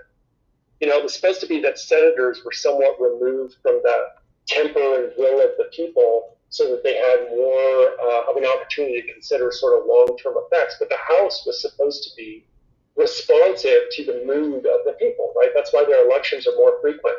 But what you see now is so many of our elected officials, it's like they wear T-shirts around with a giant middle finger stuck up on them. They don't care what the people want. And the reason they don't care is because they're not accountable through elections. And we can fix it, but we have to have the will to demand what is our right, right? It has to be, and people will be upset about it. People have already been upset about it. Like they say, I'm advocating for violence. I'm not. But what I am saying is the Second Amendment is there for a reason, and it's tyranny.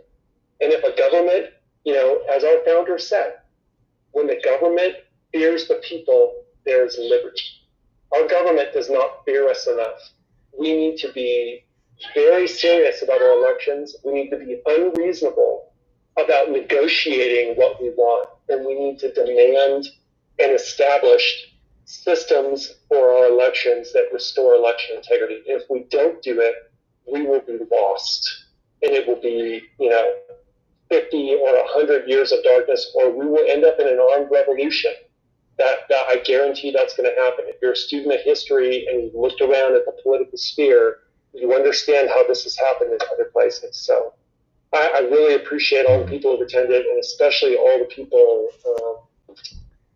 who have come in and spoke. There's a lot of people on this call who have just absolutely dedicated their lives for the last 4 or more years to trying to figure out what the truth was and then share that truth and make the right thing happen. So I hope the Trump administration listens to us. I'm 100% certain Congress is not, and I have a pretty good idea why they're not.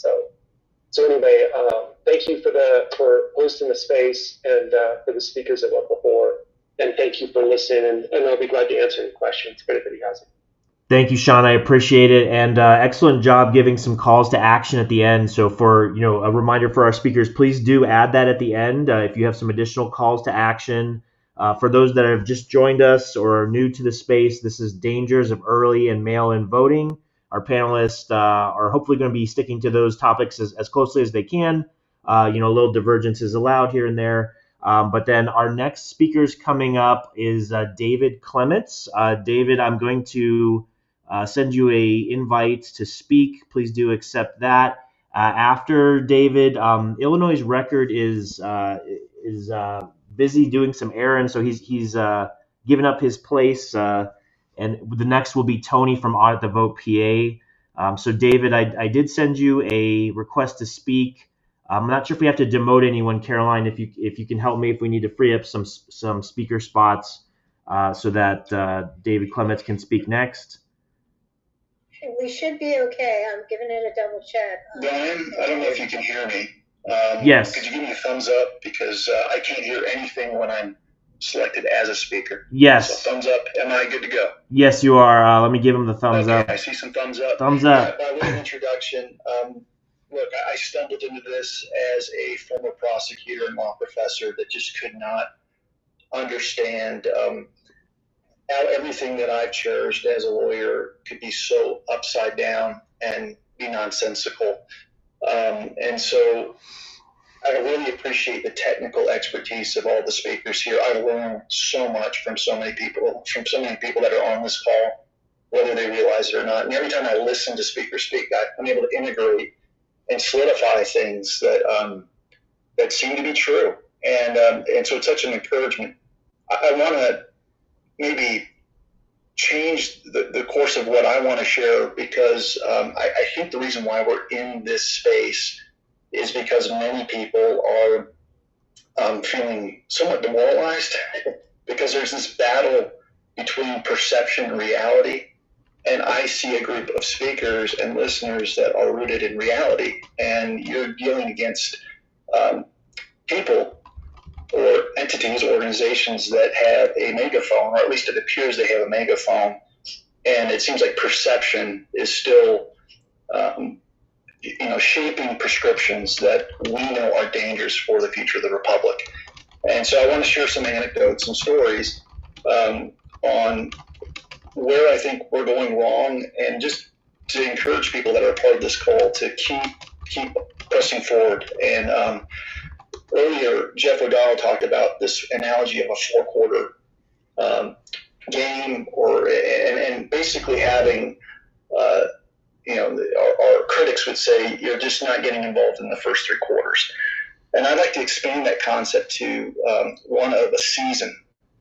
Typically what happens is when we start talking about the dangers of early voting, you'll notice right now we're kind of in a season of calm, where we're not getting a ton of flack for having this discussion, but where you will see a ton of pushback is right before a primary election and right before a general election. And a lot of it seems artificial, like the bot infestation of how dare you attack my cherished patriot over here. And right now it's lessening to some degree. So I would just expand that analogy that I look at year-round advocacy. Like, this is actually the best time to educate people, to bring them to the cause of truth. And but point one, what I want to mention is that we're not up against a shoe leather campaign. I've said this many times. This is not about Democrats getting out and scouring waste buckets in dorm rooms better than Republicans. This is about recognizing that there's an industrial scale cheat that's going on. And in large part, the RNC refuses to recognize that this is an industrial operation. And so a lot of the talking points that I see from Conservative Inc., that I see from Scott Pressler, are just, they're easy to just kind of shoot out of the sky if we're playing ski. And I want to give you a couple observations on why I know this to be true. Number one, right after the election last year, I went to Congress and met with people that you would consider to be MAGA conservatives.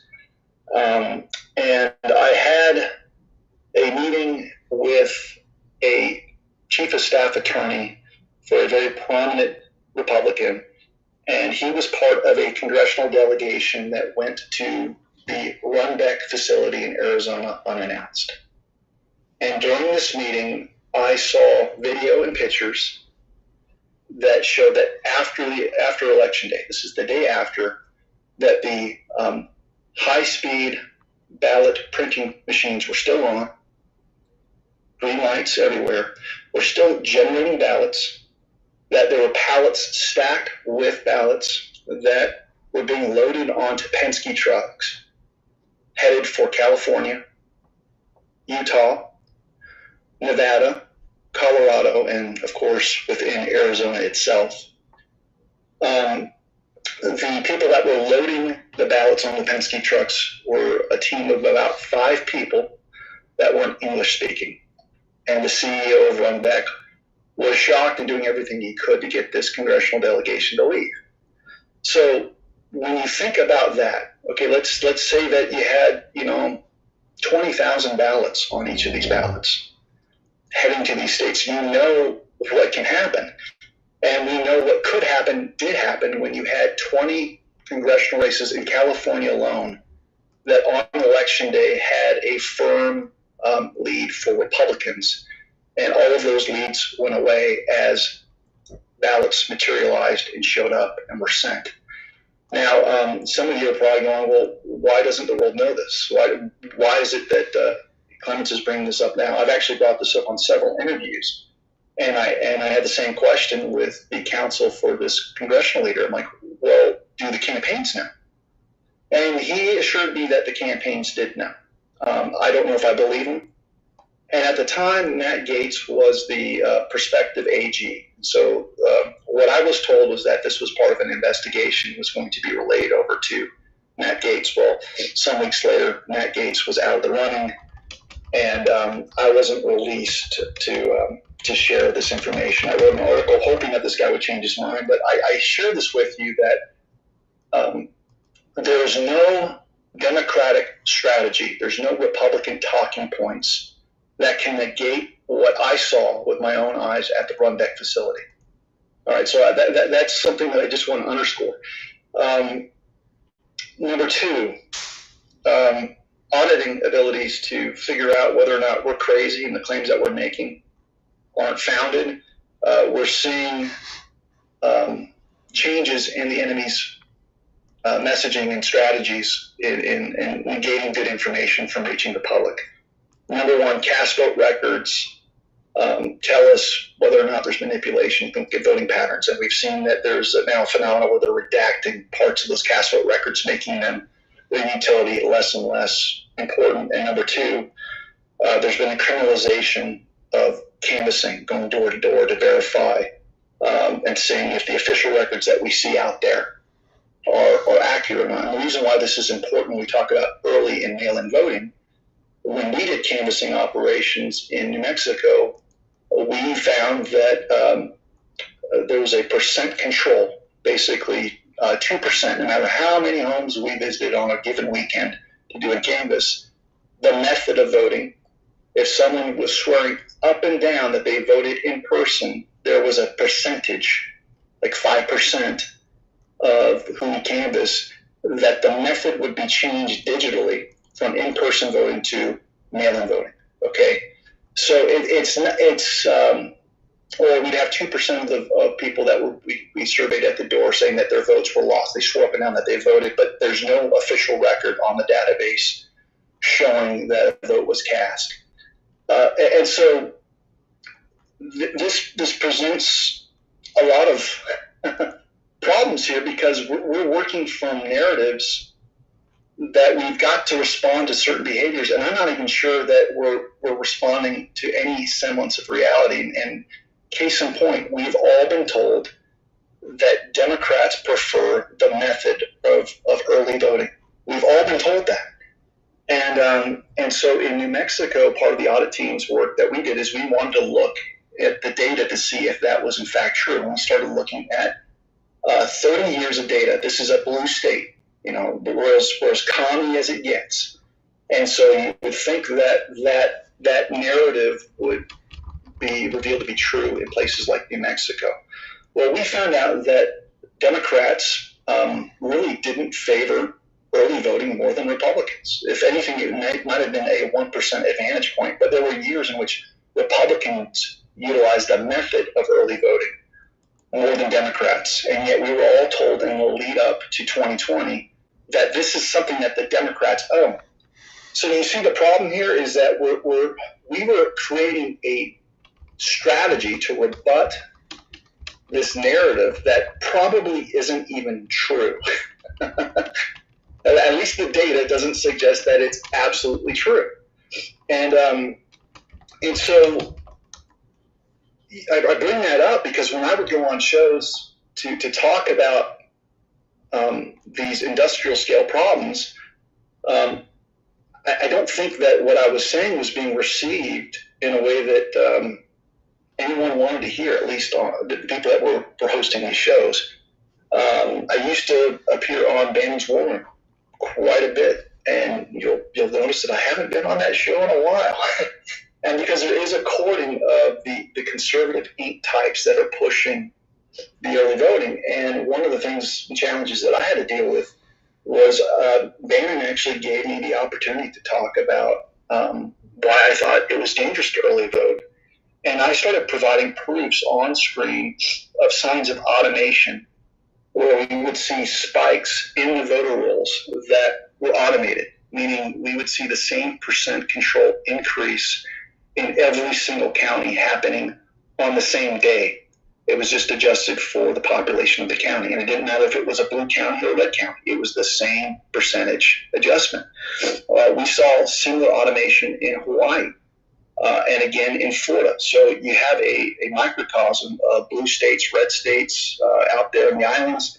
And these signs of automation would show huge spikes.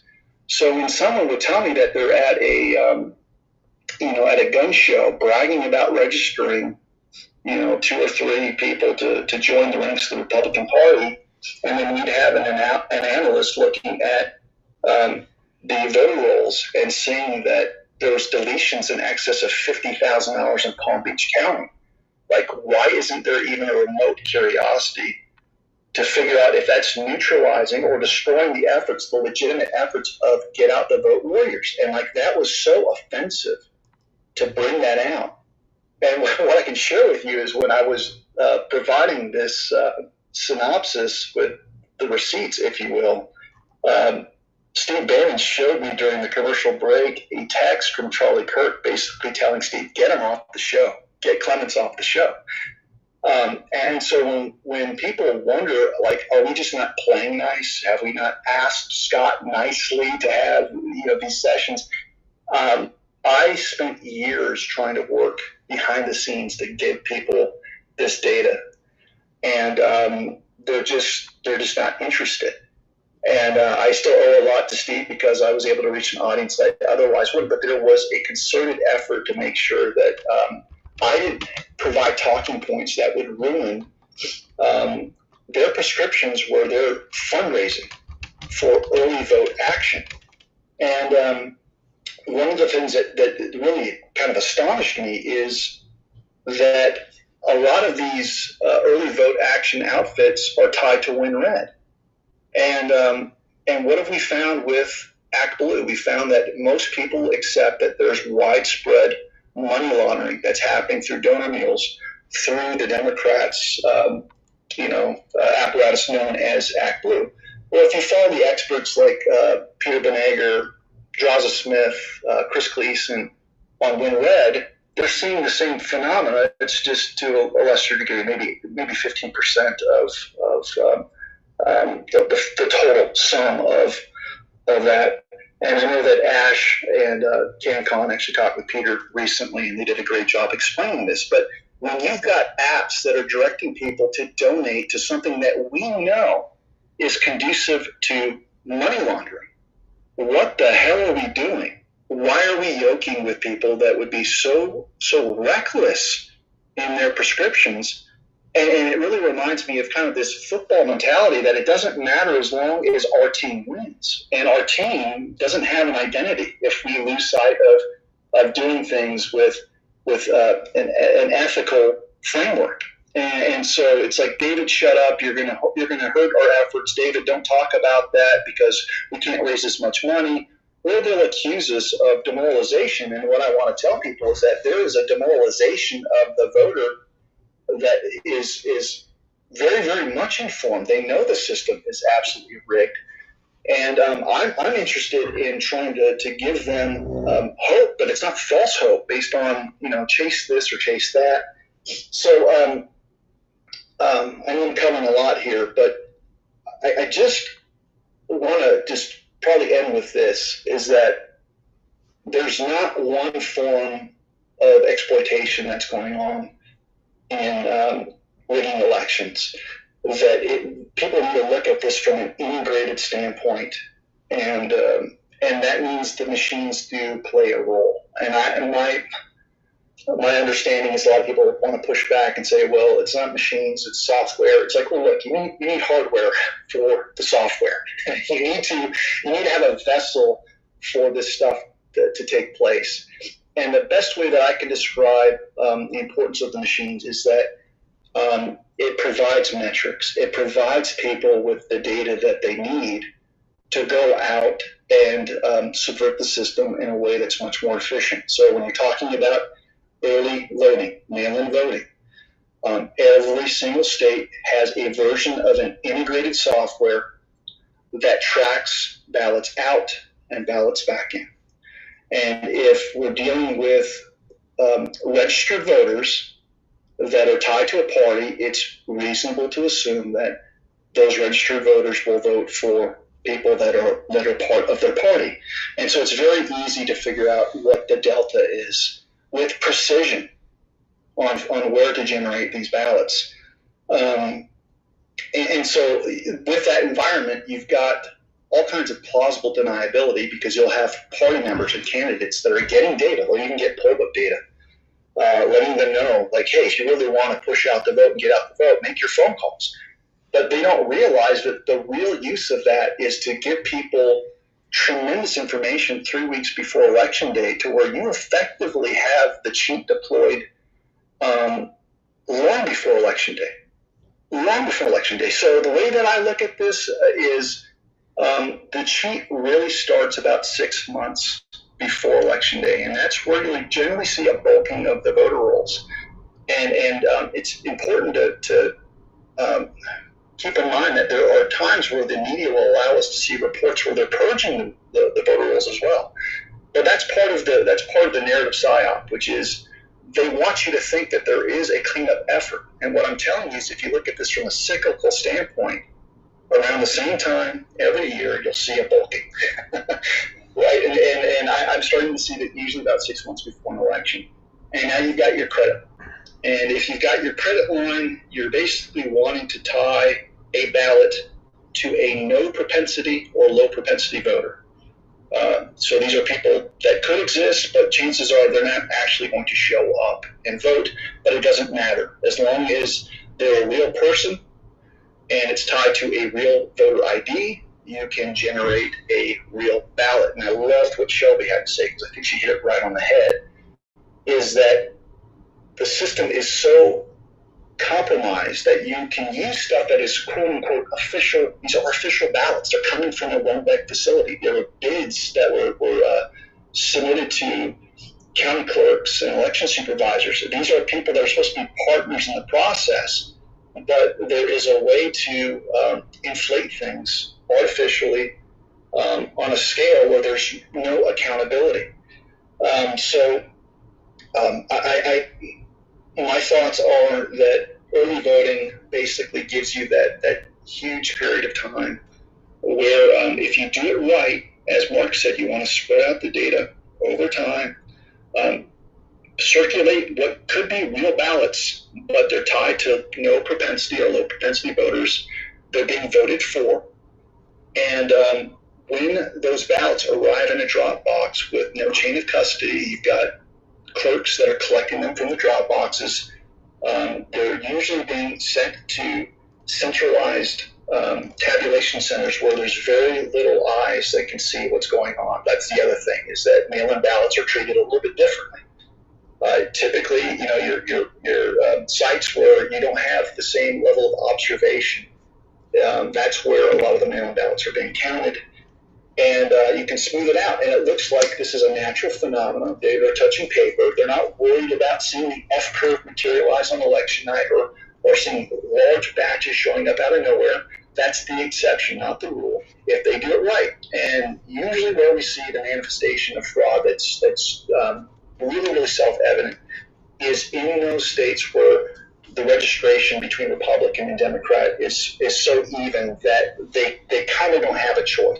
They have to react, and that's where the poll books come in and any other things. And so I think from a call to action, what I would say is keep doing what you're doing to shout down the lie, to shout down the repetitive propaganda that's coming from Conservative Inc. It's really important that we bring people on board every day while it's actually safer to do so. And don't separate the machine, software, hardware from the ballots themselves. Every solution that we advocate for, we need to look at this from an integrative standpoint. So those are my insights, some of the stories that I've dealt with. I know it can be disheartening, and I'm so tired at this point that I'm delighted that people like Brian, I know that you've been fighting for so long, but your platform is starting to expand, and Leah Hoops, I see here as well. There's so many people who have been doing this, and a lot of us have been marginalized. We've been throttled. We don't have the reach that we wish, but together, I'm just so encouraged that everyone here has confronted some of the Conservative Inc. players and told them you're wrong. And so I see this right now as a mad dash over the next calendar year to do everything we can from an executive order standpoint, from local activism to keep improving the landscape. And the good news is, unlike last year, we've got a president who knows that the election was rigged, knows it was stolen, and hopefully he'll stop messaging some of the talking points from Conservative Inc. I think he delicately kind of threaded the needle based on the narratives that were dominating social media. So I wouldn't take Trump's talking points on different methods of voting being okay as what he really feels. I think basically you're going to have to do something. You're going to have to make a decision at his level 3 weeks out from election day to make sure that people aren't demoralized, make sure that it looks invisible. So I think he was playing more of the narrative game. I think we need to do our job to take narrative out of the equation, where we're just basing all of our decisions on data that you can audit. And with that, if people are interested in anything that I put out there, I don't profess to be an expert in specific disciplines like many of the people that you've heard from. I feel like I'm a curator and a generalist that understands this from an integrated standpoint, and my understanding was put out in the documentary Let My People Go. And I think for those that find this discussion really, really difficult, that would be my recommendation. I feel like it's the coloring book, crayon version of trying to get people to have higher elevated discourse on election integrity. So if you've seen it and you like it, share it, and that would be wonderful. But thanks for having me. Thank you, David. Really appreciate it. Next up to speak is Tony from Audit the Vote PA. Tony, before you do speak, just a reminder, please do shout out in the beginning, any social media, website, give a little bit of background about yourself. And then at the end, please do continue to give calls to action that we can, take action.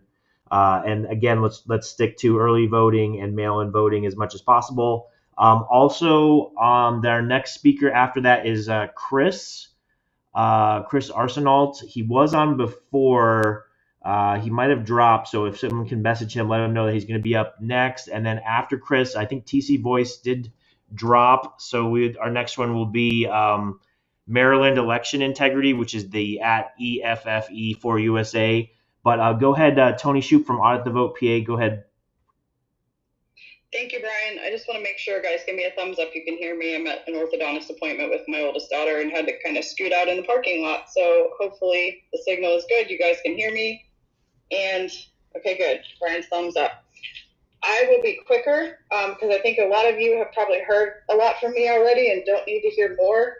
But for people that don't know, my name is Tony Shoup. I am the head of a nonprofit organization called Audit the Vote PA based in Pennsylvania. I have a background as an engineer, mechanical engineer, only on paper by degree, and I was a stay-at-home mom with 3 young daughters. They're still young, but they're 14, 10, and 7 now. The youngest was 2 when the pandemic happened, which is what woke me up. I was not involved in politics prior to 2020. I'm the poster child for the problem with America in that I was checked out of everything. I was just living my life, enjoying my freedom, and that, with no real clue what it cost.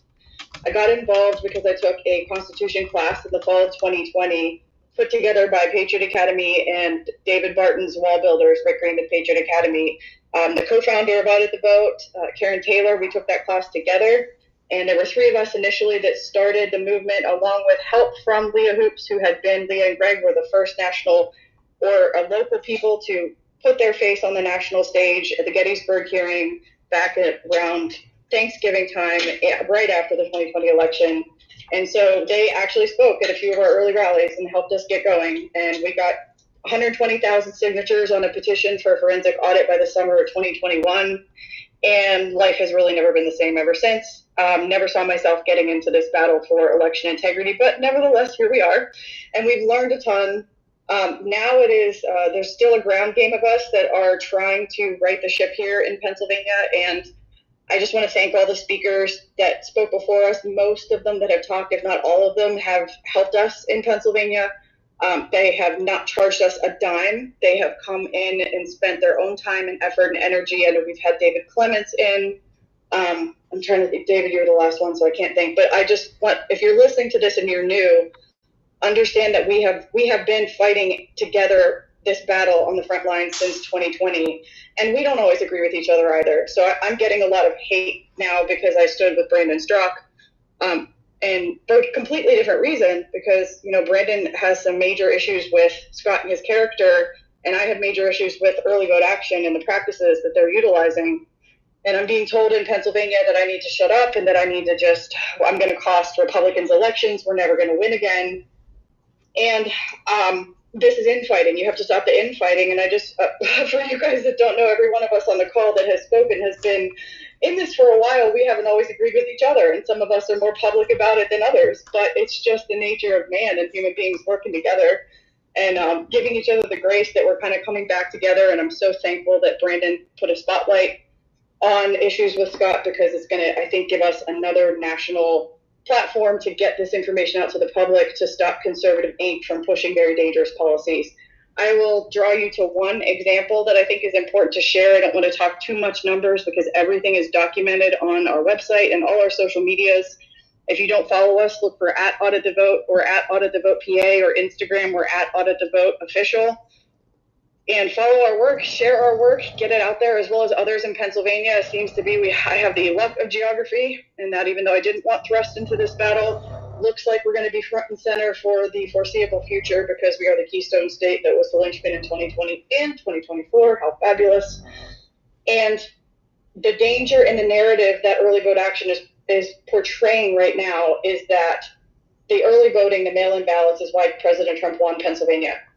And we have put out a ton of data that completely disproves that. We can actually prove that that's not what gave President Trump the win. And the next thing we get criticized for is, well, you guys just want credit and you're just angry because Pressler's famous now and he's got money, and that has absolutely nothing to do with it. What has to do with it is that in 2020, we had a stolen election. They stole an election from us in 2020 and they got away with it. I hope that resonates with people. They got away with it. No one was held accountable. No one was in jail. And if we don't continue this work and get a handle on it, we're going to lose from here on out. And so that's the reason why we're continuing. It has nothing to do with that we're getting criticized about. Is that we realize that how urgent this is, and the fact that if we don't get this fixed, our 4-year reprieve of President Trump, if it ends up being 4 years and we don't lose the midterms, is going to all be for naught. And so in Pennsylvania, we can prove, because of how our ballots are structured and how they are counted, our mail-ins are counted separately from the in-person votes. The President Trump in 2024 was awarded the state with over 100,000 votes, and only 20,000 newly registered Republicans cast a mail ballot and therefore voted early in the state of Pennsylvania. So early voting is synonymous in Pennsylvania with mail-in ballots. We don't technically have early voting. I don't want to take up a ton of time and explain that. Go to our social media. I had the privilege of being on Emerald Robinson's show yesterday, Absolute Truth, and got into some nitty-gritty details that will help you understand that. But please share that and get it out, because we don't have early voting. And I just found out, when I say we, the election integrity experts on the ground that are working with Audit the Vote, maybe others as well, found out that Pressler is not just registering people to vote and encouraging them to vote early, but their protocol is actually training people to apply for a mail ballot and to get on the check the box that puts you on the permanent list where you'll be prompted each year to renew and continue to get a mail ballot, which is, everyone that's talked before me, it's going to be a disaster if this is allowed to get any traction, which is why I am speaking out and taking the heat and the hits and all the trash that has come my way since the dropping of Brandon Strzok's video. But 20,000 newly registered mail ballots, Republicans voted in 2024. So 100,000 vote victory. And that's not to demoralize anybody that registered voters and that chased ballots, or to make them feel like their work was not important or that they didn't play a part in it. It's just, we have to look at this as what's actually working so that we know how to move forward. And it's just a fact of the matter is that the numbers are showing, and it's probably like this in other states. I don't know what the data looks like in them to prove them, but it's probably the same in that we did not win this election because we banked the vote and voted early, and it's right there in the numbers. And another stat I'll point to is that of all the Republicans who voted by mail in 2024, these are just people that returned ballots, 40% of those actually voted in person in 2020. And so all of that effort essentially converted almost half of the in-person total to mail ballots in 2024. And so if you just run basic numbers, that is proof right there that early voting, bank the vote, and mail-in ballots are not why President Trump won Pennsylvania. And if we don't get a hold on this and Scott is allowed to continue running, he's in our state right now. And so, David, I'm so thankful it's quiet for you. It is not so quiet here in Pennsylvania. We have a primary next week on May the 20th, 2 statewide judge races, candidates. There's patriot candidates, there's establishment candidates. Scott is traveling all over the state with his early vote action operation and staying completely quiet about those statewide judge races. I would argue that if he really wants to make an impact, he would at least be speaking out about that, but that's neither here nor there, and I had no intention. This is not a Scott Pressler bashing space. This is you need to understand what's at stake and the danger of what his organization is pushing space. And so the last thing I'll close with, it's interesting, David, that you mentioned Steve Bannon, because I was also on Bannon quite a bit when we were pushing for our audit efforts back in 2021, 2022. I had a great relationship with Steve. I'm super thankful for the War Room platform that he was able to give us. I have a cell phone. I can text him and tell him, hey, can I get some airtime for XYZ? He almost always says yes, but then it's chasing it down to actually get on the show that ends up being the roadblock. But I find it interesting to note that at Lancaster, the Senate seat that we lost in Lancaster, which if you're following this, you're probably familiar, it was a seat held by Republicans for a long time, a very big upset for the Democrats. And there is proof in the numbers that the Republicans who returned mail ballots did not vote Republican, and neither did the independents. But the Democrat candidate actually got more votes than Democrat ballots that were returned. And so, again, that's just more proof that how are we going to outchase this? And when I reached out to Steve to say, hey, can I love to come on War Room and talk about this? Again, it was another chase down where I never got on there, never heard back. And then he has Cliff Maloney on there to talk about it's the PA chase that didn't chase ballots on the ground, which to their credit, they didn't. And to their credit, there were Republicans who didn't return mail ballots that they probably could have chased and maybe could have pulled it out. But I just think that's really interesting based on what David said, that I've not been on Steve Bannon's War Room for a while, and most recently could have really provided a lot of insight into the Lancaster race, but a different narrative was highlighted instead. So thank you all for your relentless effort. Please continue to share our stuff. Audit the Vote PA, Audit the Vote Official. Follow us, like, share, subscribe. I do a weekly podcast now. Help us get the word out because we're up against an awful big enemy that does not want to see us succeed, but I'm a Christian who believes with God all things are possible, and he wins in the end anyway. So with that, I yield my time. Brian. Thank you, Tony. I appreciate it. And what I'm going to do next is I'm going to go to Chris Arsenault, but then I'm going to go to Rusty Cannon, who is speaking on behalf of Holly Kessler, who was scheduled earlier. So I do see your hand up, Rusty Cannon. So I'm going to go to Chris Arsenault first, and then Rusty Cannon, who's speaking for someone who was scheduled earlier. But I did want to just make one note. If you want to see some of the data that Tony was speaking about, disproving the false claims of early vote action, Scott Pressler, please do go to realscottpresler.com, RealScottPresler.com, and there's a lot of data that specifically disproves those false claims on the effectiveness of early voting and mail-in voting. All right, so with that, we will turn it over to Chris. Chris, please do shout out your website, socials, a little bit of background about yourself, and at the end, any calls to action. Go ahead, Chris. So, yeah, my name is Chris Arsenault. My background is I've done a lot of technology. I've Rhode Island Case 2020, founded that in 2021 to audit at the elections. And what and now right currently working with Cause of America. A lot of people I've worked with here on this X space, awesome patriots. They are definitely into it. I want to sort of iterate what's going on here with regards to why our elections matter, and sort of this relates to what we're actually seeing, the dangers of early and mail-in voting. If we think of elections as being a game, they're not. They are a transfer of power over life and death decisions. And this whole take that we have right now is we see them as being a game, then we lose the fact that we're actually conducting a court session on ourselves. We're determining who's going to take and control decision making that puts us into a life or death situation. And we can see this with what's been going on all over the United States. And that kind of frames what I'm going to discuss right now with regards to these risks.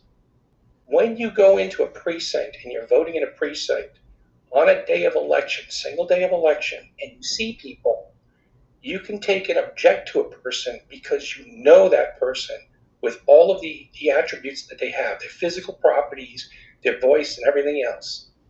When you turn around and say there's absentee ballots that are available and they come in, you don't know what that signature looks like. You can't see that person actually signing things.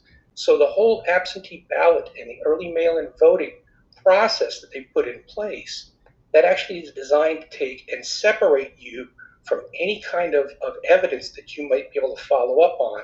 And it puts the government as a middleman between you and your other legal peers. When you bring up these issues and you talk about legal peer and why you have to have a right to see things and challenge things, it's because you have a very basic right of liberty, being able to challenge stuff. When you have early and mail-in voting, when you're conflating things, when you're bringing things together into one place, they're expanding out that time and making it impossible for you to track down the circumstantial evidence versus the direct evidence of watching somebody cast their ballot in person. And so these two different things right here, they've optimized. It's a planned operation. Some of the things that I posted in the comments section, in the threads, you can see that we're actually under attack. That the systems that they put in place are extremely sophisticated. So some of my background and some of the people that know me, I've worked with some lottery operations. I've worked with communications companies. I've worked with as a software developer, highly technical background. In addition to some of the teaching stuff, one of the areas that I worked on was virtual reality. And this backs up what David Clements was saying. You're seeing theater. As long as they can keep you in a state of illusion and deflect where your attention is, they can do things that you aren't aware of, sort of like an illusionist. That's what's going on. The mapping that I placed up there, Brian, in the comments section, that shows you the higher ground labs. That right there looks very much like a model that is used for a side operation. It is a fusion center model. It's a military weapon system. It's an election weapon system. And this is very deliberately designed to bring in and activate people. People are really the currency of elections. So every time you have ballots and stuff like that, that's not really it. It's all the numbers that they throw, keeping people involved as a game and sort of off what's actually happening. There's far more involved in this. And to sort of underscore what's going on with some of the things that we've seen in Cobb County and other areas, there's a very strategic plan that they're unfolding with the incremental changeover to mail ballot systems, and that incremental changeover allows people to gain a control. I'm looking for the motive. I'm looking for why the elections have been done this way, because they've been tracking for so long, and the incremental change is deliberate. You can see them going this way. It's not merely convenience.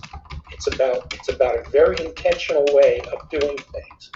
So their motive is going to drive the means and the opportunity, and that's what we're kind of seeing when this thing explodes. It's going down the avenue of to capture a particular thing, and it's at the lowest level. It's at the grassroots level that they're entering in. They gain credibility, and then they work their way up. This is where it goes. It's a weapon system, and if you look at all of the incremental steps that are being made in a progressive way, sort of iterating what Mark and Jeff and everybody else have been talking about, they've been doing this deliberately over a long period of time, but it all connects together in the backside. That's critical that you keep going down that avenue. You have to do the local thing. You have to make sure that you understand why are they doing this. And then when you talk with people, they have to understand the very process, the deep process that's involved here. Many people are not educated. They think they're playing a game. And I know I'm kind of going on about this, but it's a civics education. If you think you're playing a game and you end up, dealing with the kind of horrors and nightmares that they dealt with over in the Middle East and other parts of the world, it's not. We've been insulated here. We no longer understand what it means when we look at the number of people that die, because so few people have. This is going to sound terrible, but it's very true. In the Civil War, we lost 1 out of every 6. I'm coming from a state in actually New England, we had the worst per capita destruction of anybody. It was 1 out of every 2. So when you look at numbers like that, you go, okay, there's a reason why we have a militia, reason why we have the founding rights, all of the rights that were listed were all established so that we defend ourselves against tyranny. And the tyranny that we're seeing and what we see happening is everybody's expecting the government to be the final say, but it's we, the people, that actually are enabling it by not stepping up and by thinking this is a game. So when it comes down to the action items is to get involved at the grassroots level and understand exactly what they're doing and push. Many people, I feel like I'm you guys, the people that are here, many of these people have been fighting the good fight for a long time. And as a professor pointed out, you get fatigued after a while. But it's a matter now of sort of transition. We know how the game works. We understand where they're going. We now need to address them directly. And it's turned from the elections processes kind of analysis and investigation to a far more, let's now call them out and hold them to truth and change things, because we're up against a uniparty. They have an interest where they don't really care. You've heard this from others. And that uniparty means that they are controlling the situation. So there's no interest there. How do you take and change this? How do you flip this? At every single point, they have to be confronted with truth. And like Tony said, I'm all on board with her. We know what the ending is. We just have to work through this process. So ultimately, when we have these elections, it's about everything pointing and revealing truth. And we have to step up and say, no, I have my liberties and my rights, and you're not going to take these away from me. I make the decisions. I'm the judge of my own destiny. That's what it means with a republic. We got this, exactly some of the points are reiterating, but you can see if we're not doing these things, if we're not actually stepping up and confronting them at every single step, we can't rely upon others. We have to take and rely upon ourselves. And when we do so, we're doing so not just for us, but for all of our legacy, all of our kids, all of our grandchildren, and the generations that follow. So we're putting things in place, but it has to be the continual thing. So with that, you can get in touch with me on X. You might be able to find me on Telegram, Rhode Island Case 2020, and I also work with Rhode Island Fair Elections and Education. Thanks. I'll end it there. Thank you so much, Chris. I really appreciate it. So I'm going to go next to Rusty Cannon. Rusty, I know you had some comments, and then there was another speaker that you mentioned you wanted to cede some time to. Again, this is replacing a previously scheduled speaker, Holly Kessler. Rusty Cannon, go ahead and unmute. Yes. Now, I'm not speaking for Holly. Holly works very closely with Jeff Fulgham here in Georgia. I've learned most of the election integrity information that I know from, well, Phenom. I've faithfully listened to her spaces, and I was introduced to all of these speakers that you have here. And she was really one of the only largest voices that we had that was trying to highlight the problems that we have with our elections. And I wanted to say to that real quick, it's really disgusting to me to see all of the influencers that we have. And I get so angry because, I mean, you saw them come out after you had that space about Scott Pressler. You know, they're coming out with their claws out, and I'm like, do they not understand what this means? I mean, people are so angry right now at the representatives, our Republicans that we have in office, because they're not codifying anything that Trump is doing. I mean, hell, you've even got a Democrat lawmaker that's trying to pass a bill to codify Trump's medication executive order that he's done. But we're not going to have any law. And I go back to, I really truthfully do believe that it was too big to rig for Trump. I don't think there was anything they could do about that. And I think they stole down ballot. I really do. And what I wanted to say is most of the stuff that I learned very closely, I learned it from the Good Fight down there. She's the one that I said that I think you need to bring up. I don't know if she can speak now, but I've learned so much from her personally. She helped me to go with a petition to my county election board to show them the numbers of ways that they're currently breaking the law, the way they're holding elections.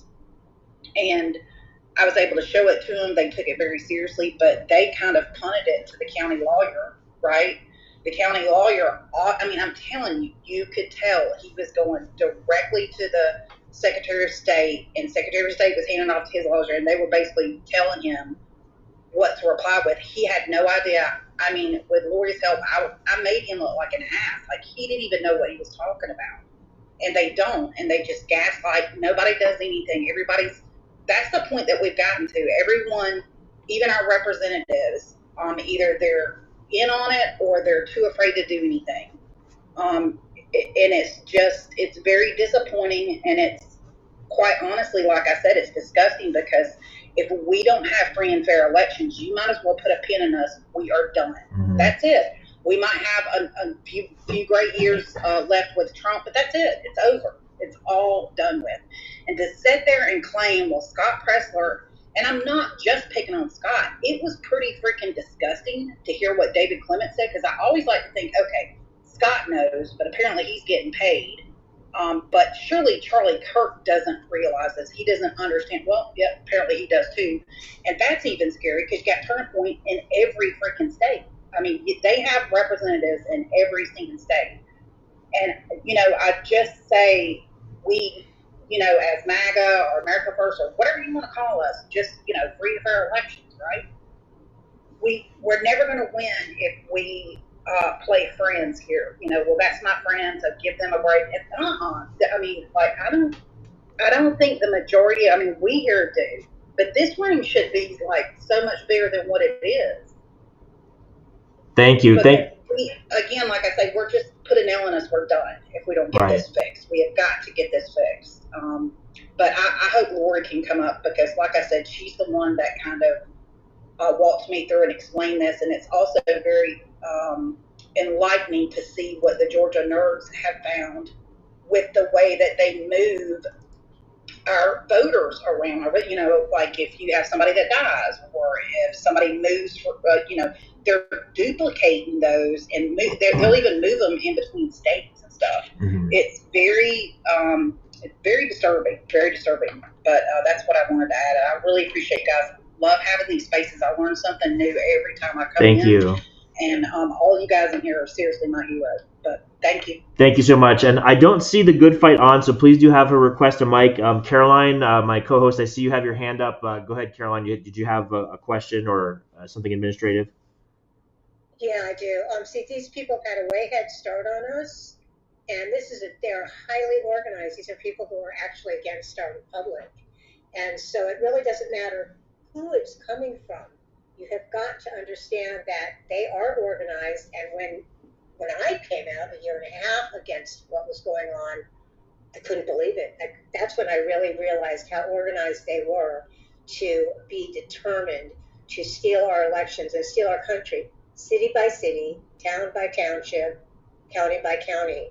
And so that was what I had to say. Thank you so much. Thank you. And I see that Shelby has her hand up too. I'll go to you in a second, Shelby, but I do want to try to get Linda Rance from Cause of America. We have you scheduled to come up and speak. Can you please request a mic, Linda Rance, and then Caroline, maybe you can help. I don't know if we need to demote some speakers that just finished speaking to get her up.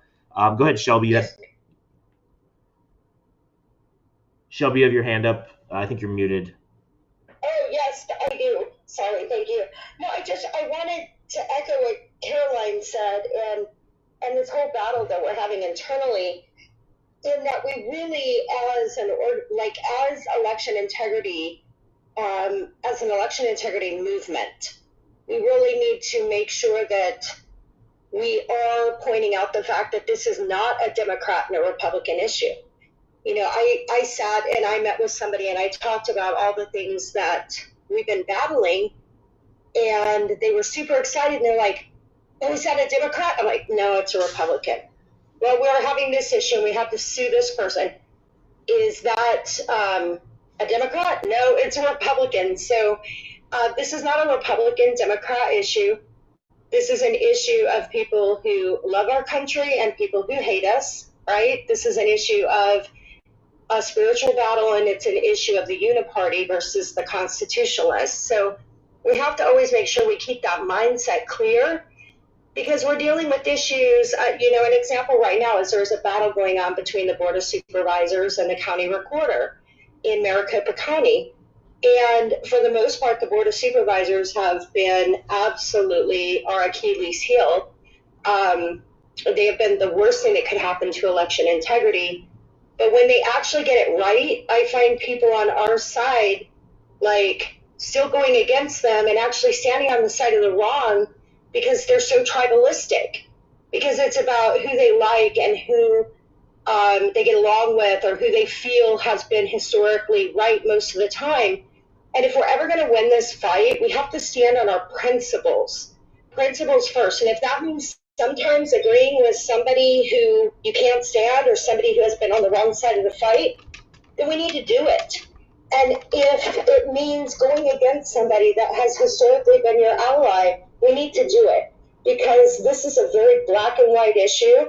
This is about fixing our elections. And there is truly, for the most part, only one pathway forward to doing that. And so we need to always make sure we're standing on that path, regardless of who's delivering the message. Thank you, Shelby. Great comments. We're going to go to our next speaker, which is Linda. Linda, please do start off, shout out whatever socials or website you want, give a little bit about your background, and at the end, a call to action, please. You have 15 minutes. Go ahead. Okay, great. Thanks for having me, Brian. I hope to take less than 15, but we'll see how it goes. I am Linda Rance. I am in Missouri, but I am working nationwide on hand counting. The website that is new, so most of the information is up, is returntohandcounting.com. So it's returntohandcounting.com. And what I want to say, the experts on this call are amazing, and I've learned what I know about mail-in ballots and early voting and such from these people. So I don't want to try to repeat what I've already been taught. I'm a solutions person. So there's probably a lot of people like me who, I can't look at the data. I'm in awe of people like Leah Hoops and Jeff O'Donnell and the professor, all of them, all of you on here. I shouldn't name them because I'll leave some off, but that's not my skill set. But I have things that I can do to help us save our elections, and that's what I hope to share with you, because the mail-in ballots, look, when I lived in Washington State, I hadn't voted in a polling place for a decade and a half before I moved to Missouri. I got here, my husband and I went to vote in a polling place, and literally I got a little lightheaded. It was surreal because I hadn't seen the inside of a polling place. It was 100% mail-in ballots in Washington State for a very long time.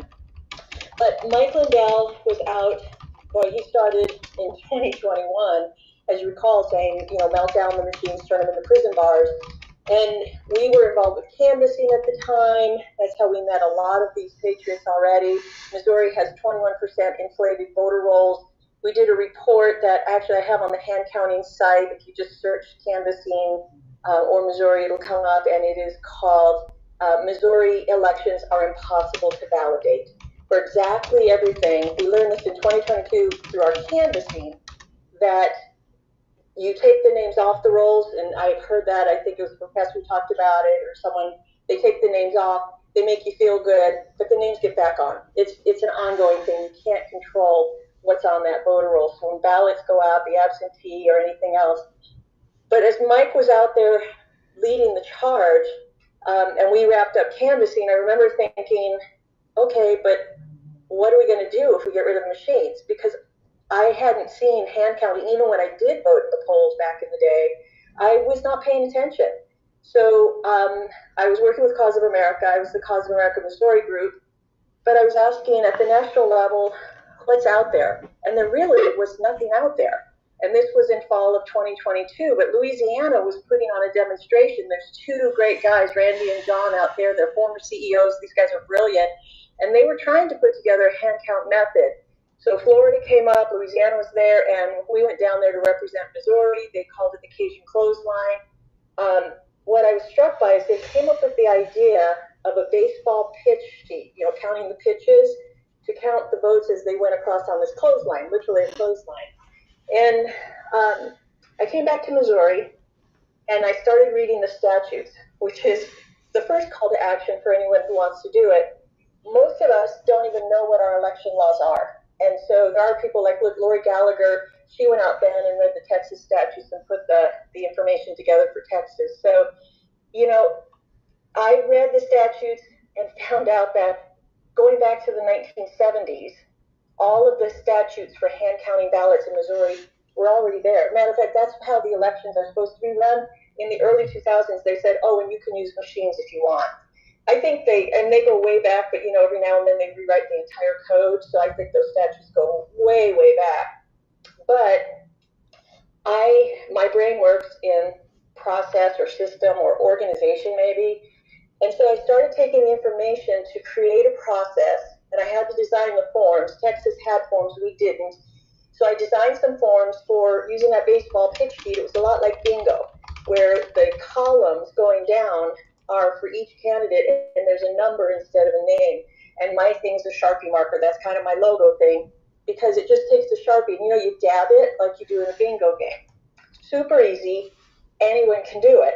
And we put the process together, and in December of 2022, it was actually December 29th, right before the new year, we presented it in a webinar to Mike Lindell. He didn't even know we were doing it because he was fighting so hard. I mean, 2021, 2022, that guy has been at it nonstop. So he came on the webinar, gave his spiel. He goes, okay, he kind of does his speech. And we said, well, Mike, we want to show you something. And we had a team hand counting in the background with a camera on them to show the process, to actually show it being done. And he literally got emotional. That webinar is also on the website. It's really amazing. He said, it's been a hard year, and this is the greatest thing I've ever seen. So we started then, now getting into 2023, and my husband and I, working with, whether it was Cause of America groups or other groups, we've traveled the country. We were out there with Chris Arsenal, and in Pennsylvania with Karen Taylor and some of the others. We've been to Indiana, we've gone to Nevada, we've done swing states. Georgia was big for us. We've been there 3 times. So we've been out there teaching it, and when I travel, I want to train trainers. We go into a state to teach trainers who can then teach others in their state. Since then, I've developed a 1-hour learn to hand count. It's called Express Training. It can be taught in a presentation, or you can go on and watch the video and teach yourself. And that's the big That's the other big call to action for those of us who really can't do it. Because here's what I think, and take it for what it's worth.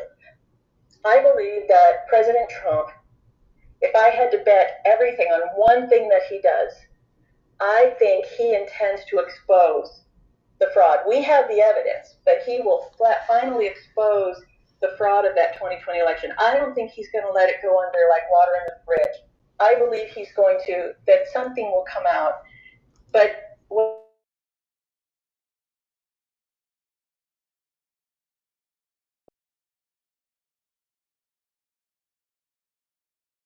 in person, one-day voting, hand counted. We did that here in Missouri in April of 2023, an actual election, not just a sort of a random or a mock or an audit after the fact. We had our hand counters in the polling places, and we're allowed to start counting 1 hour after the polls open. So our counters were there during the day while the voters were going through. And even with that, everybody's like, well, they'll know what you're counting. Nope, because the process is designed to work right, and it did. We know it was 100% accurate because after everything was sealed and returned to the Secretary of State, returned to the clerk, the Secretary of State and his staff came in, worked with the clerk to reopen everything. They re-hand counted the entire election, and then they ran it through a Dominion tabulator. And they could not find any mistakes, because if they did, it would have been huge news. So I believe that something will happen, and it's just my mission and my goal, and many others who are working with us. We have to have a lot of people in this country trained, and not trained because the clerk they don't have to use my system or Mark's system or anybody's system. They can do whatever they want when it comes time to hand count. But they're going to need people, and people don't believe they can hand count. To what Chris's thing is, they have an illusion. I have a whole page on the website called MYTHS, MYTHS, in case I don't pronounce it properly.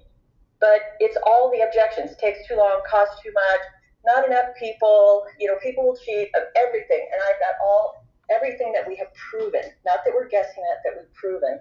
So what we want to do is change the narrative. Go find whatever you need. We've got one-pagers there. If you talk to an election official who says it's going to cost too much, we have an estimator tool.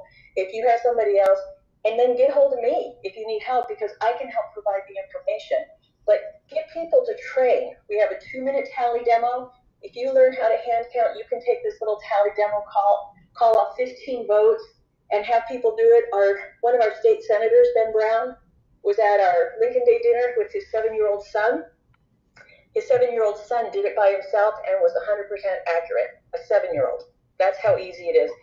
I think that all these other things are real that all our experts are talking about, but we're going to have to be ready, because if the president comes out and says, okay, we're not going to use machines, we're going to hand count, we not only have to have people trained, we have to have people believing that they can hand count. So returntohandcounting.com. I'm on X at C of A, so that's for Cause of America, Missouri. So you can find me there. And I think I'm on some other platforms too, but I tend to hunker down here on X. So please send questions, send comments, but go to the website. All the videos are there. Everything's free. We don't ask for a donation. We don't ask for anything. But if you ever do want to donate, Mike Lindell is up against a ton of fights, and he can use your help. But other than that, I'm so grateful. And Brian, thank you for letting me be on here to talk about this. Thank you, Linda. We appreciate you. Next, I'm going to go Ash, and then I'm going to go Gail Golick, and then Leah Hoops. But just a reminder to the rest of our speakers, please do stick to dangers of early and mail-in voting. Please do give an introduction with your socials, your website, and a bit of your background, and then end with a call to action if you can, please. So Ash, go ahead, and then I'll go Gail Golick and Leah Hoops. Thank you. Yeah, thanks so much, Brian. Great space. And I just had 3 quick points to add about the dangers of early and mail-in voting in our systems. But I want to say, before I get to that, the speakers on this space, if I'm not mistaken, there might be some exceptions, but I'm pretty sure that everybody that's on this space is not just fighting for election integrity on social media or trying to win elections. They're actually fighting in court. The assertions that are being made are proven in court. And there's a real personal cost to staying in this fight the way that these folks have. I'm honored to know you guys, and I think that people need to realize that we're not just making statements. We actually have the evidence to back them up. The 3 points that I wanted to make, one on signature verification, they don't do signature verification. It's been repeatedly proven in court across several states that they don't do signature verification. A good example of this is Brian Blum, who was in here earlier, and Shelby, I think, was involved in it as well in the case of the Kerry Lakes trial. It was proven that they don't do signature verification. The central narrative on this issue is shifting such that they're arguing that signature verification doesn't really matter. Notably, last year, the League of Women Voters argued in the Kansas Supreme Court that signature verification is an unnecessary poll tax because people have already proven that they are eligible to vote when they registered, so we don't actually need signature verification. Without signature verification, there is no control on mail-in ballots. There's no validation that that ballot coming in through the mail is legitimate. And when you combine that with inflated voter rolls, you have a recipe for disaster. They're going to start trying to convince us that signature verification is unnecessary, but it's important for the audience to know that signature verification is the single control on mail-in ballots. So the call to action on that point is for people to understand what's happening in their local legislature with the laws, because they are trying, especially in blue states, to shift the laws so that you don't need to have signature verification on mail-in ballots. The second point I wanted to make is about the vendor landscapes. This is another shout out to Shelby Bush and Brian Blum in Arizona and what they proved in court. So here in Colorado, I'm in Colorado, the Election Fraud Test Kitchen, and Runback here gets non-competitive contracts. They waive the competitive requirements in law for the contracts because Runback is just so important to the election system. Nobody else can do what Runback does, so we don't have to have a competitive contracting process. In Arizona, when they were trying to get the video of what Runback was doing and arguing that Runback should be subject to open records because they're acting as an arm of acting as part of the government. The Maricopa County, I believe it was, argued that Runback is no different than the UPS store or Staples. And the court agreed with them. And the net effect of that is that Runback operates in darkness while they're printing ballots, counting ballots, moving ballots. There's no oversight. So it's important for people to understand the vendor landscape. Follow the money on that one. You'll find illuminating information, not just with Runback, but with every vendor. Pay attention to the contracts and fight those contracts at the county level where they're being approved, and fight them in court if you have to. The third point that I wanted to make, Shelby talked earlier about log files and making sure that we can get the log files. And I just want to make people aware of something. I think, Mark, you could probably talk a little bit about this. But log files are super important, but they're not comprehensive for all of the vendors. So what we found in Elbert County, Colorado, and we had Dallas on Why We Vote. I do a election denialism show on Friday nights, 7:30 p.m. on Badlands Media with CanCon. And we had Dallas Schroeder on from Elbert County. And during a logic and accuracy testing, the Dominion vendor showed them how to pause the election event and checked the results. They paused the election event, they checked the results, they were able to see the results of the election, the tallies for the candidates and the ballot measures, and then they resumed the election event. The log file captured the pause. It did not capture that they checked the results during the pause. And that is a massive exploitable loophole when combined with early voting. You can check the record and see exactly what you need. That's a real thing. It's proven. I have a link to that show if people want to watch it with your permission, Brian. I'll put it in the nest. But the yes. Macro call to action that I would give to people is to get involved. Everybody up here has been in this fight for years at this point, and we could use reinforcements. There is 1,000 ways to get involved in the fight for election integrity. As Sean Smith said earlier, fake voters, fake ballots, fake counts. There's, the election fraud machine is systemic. It's a system of fraud, and we have to fight it on multiple fronts. We need your help. Thank you so much. Thank you so much. Next, we're going to Gail Golick. Gail, thank you for being so patient. Go ahead and unmute yourself. Do we still have you, Gail? Gail might be having some... She's up here. She's up here. I see her up here. Give her a minute. Maybe it's going to take her a second to grab the mic. Gail, are you able to unmute? There we go. I'm so sorry. I stepped away. Thank you very much.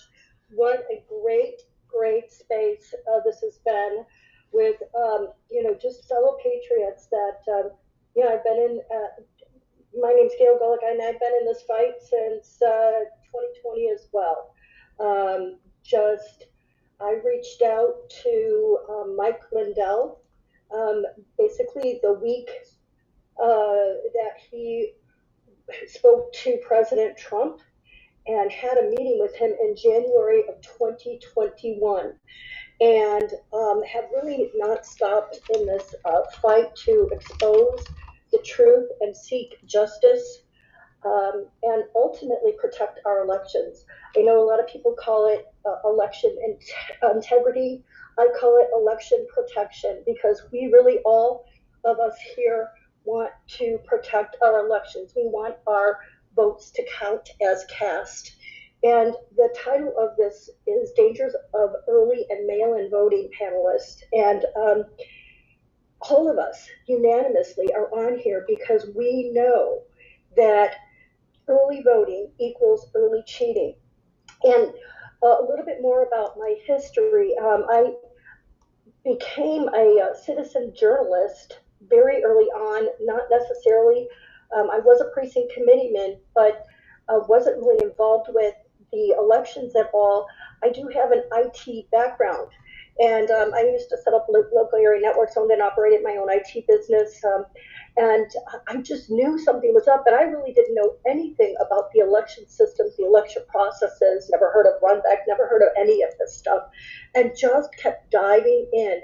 And through my my investigative journalism, I've had the opportunity to interview some of the, a majority of these speakers that have spoken today, been able to evaluate the data and share that data. And one of the ways I share that data is when Maricopa County Board of Supervisors, one of the Board of Supervisors did resign early, and I ran for office. And one of the reports that came out talked about in the Arizona audit, we had over 35,000 ballots that were identified as counterfeit ballots that were inserted into the box.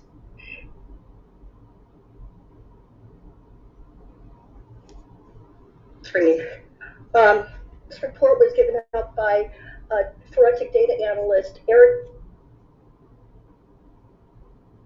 He presented that report to the Arizona Senate prior to.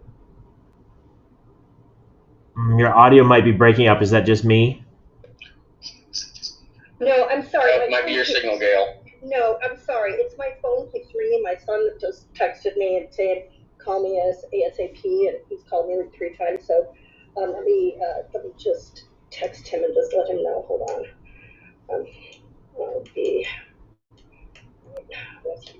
Okay, sorry. Anyway, Eric Spickin did this report, and you can see it on my Rumble channel as well. That showed these 35,000 counterfeit ballots were inserted, and Corey Langhoffer was the attorney there who evidently decided to withhold that information from all of us. And had that Senate report showed these 35,000 ballots that were inserted into the election, we might have had a different scenario moving forward all the way. But our Arizona legislature continues to not do the right thing here in Arizona, not pass the right laws, not enforce the laws, keep people in place that should not be in place. So one of the reports, Jeff O'Donnell opened up this space, And one of the reports, he talked about fingerprints of fraud, and you can go to fingerprintsofraudthemovie.com, and I did put it in the NUS there. You can take a look at it. But one of the reports that I also had on my Rumble channel, which is at Gail Golick, is it talked about the fact that we also had 150,000 ballots that were deleted and purged in the 2020 ballot images, I should say, in the 2020 election. Now, mind you, this was done 4 days after the election. So these ballot images can be replaced, and without cast vote records, without access to these database records, we don't know anything about it. And unfortunately, the same person, his name is Brian Ramirez, is the database administrator who we have on video deleting database files. Andy Biggs, Representative Andy Biggs, who's now running for governor here in Arizona, he called it basically out in Congress, where the Board of Supervisors admitted that they deleted these 35,000 files, database files, and he's still our database administrator. So we have, here in Maricopa County, we have so many various different ways that they are cheating, but mostly you need a person to do it, right? And when you have people that are breaking laws and there's no laws being enforced, or you have cover-ups by the legislature that know that these things are happening and are just not being presented or talked about. And in fact, I mentioned it to our Senate President Warren Peterson about a month ago. I had an in-person meeting with him, and I asked him about it. He acted like he didn't know anything about it. He's running for district attorney here in Arizona, and I just wonder, when are we going to get justice here? The other thing that I wanted to talk to you about is that one of the things that I did was, after the Arizona audit that goes right back to mail-in ballots and why they can be completely changed up and interchanged, and we don't have any records of it, is I did a Truth Tellers town hall, and if you go to my Twitter page, you'll see it pinned at the top. And what that was a contemporaneous documentary of people who actually worked the audit, and they saw the Arizona audit. They saw firsthand these ballots, batches and batches and batches of Biden-only ballots, boxes of them, of Biden only. They saw the ballots that were done with a template. Like, you could see, like, a template was put over it, and then a marker was on it, and you could see that the ink would move through. If they were saying that nothing was connected to the internet, I had a guy who said, no, I connected to the internet. Well, what they really actually do is they connect the access to the voter rolls, or the voter database rolls, so that when you show up at these voter centers, they have to see if you voted or not, right? So this is connected to the database. And what I like to say is, if you don't vote, they vote for you. And what I mean by that is, we are sending these mail-in ballots in early. So database administrators like Brian Ramirez can take a look and see who has voted and who has not voted. And what we have found that a lot of times is that they'll take these databases and they'll grab all the Smiths, all the Joneses, all the Patels, common names, and they'll vote on their behalf.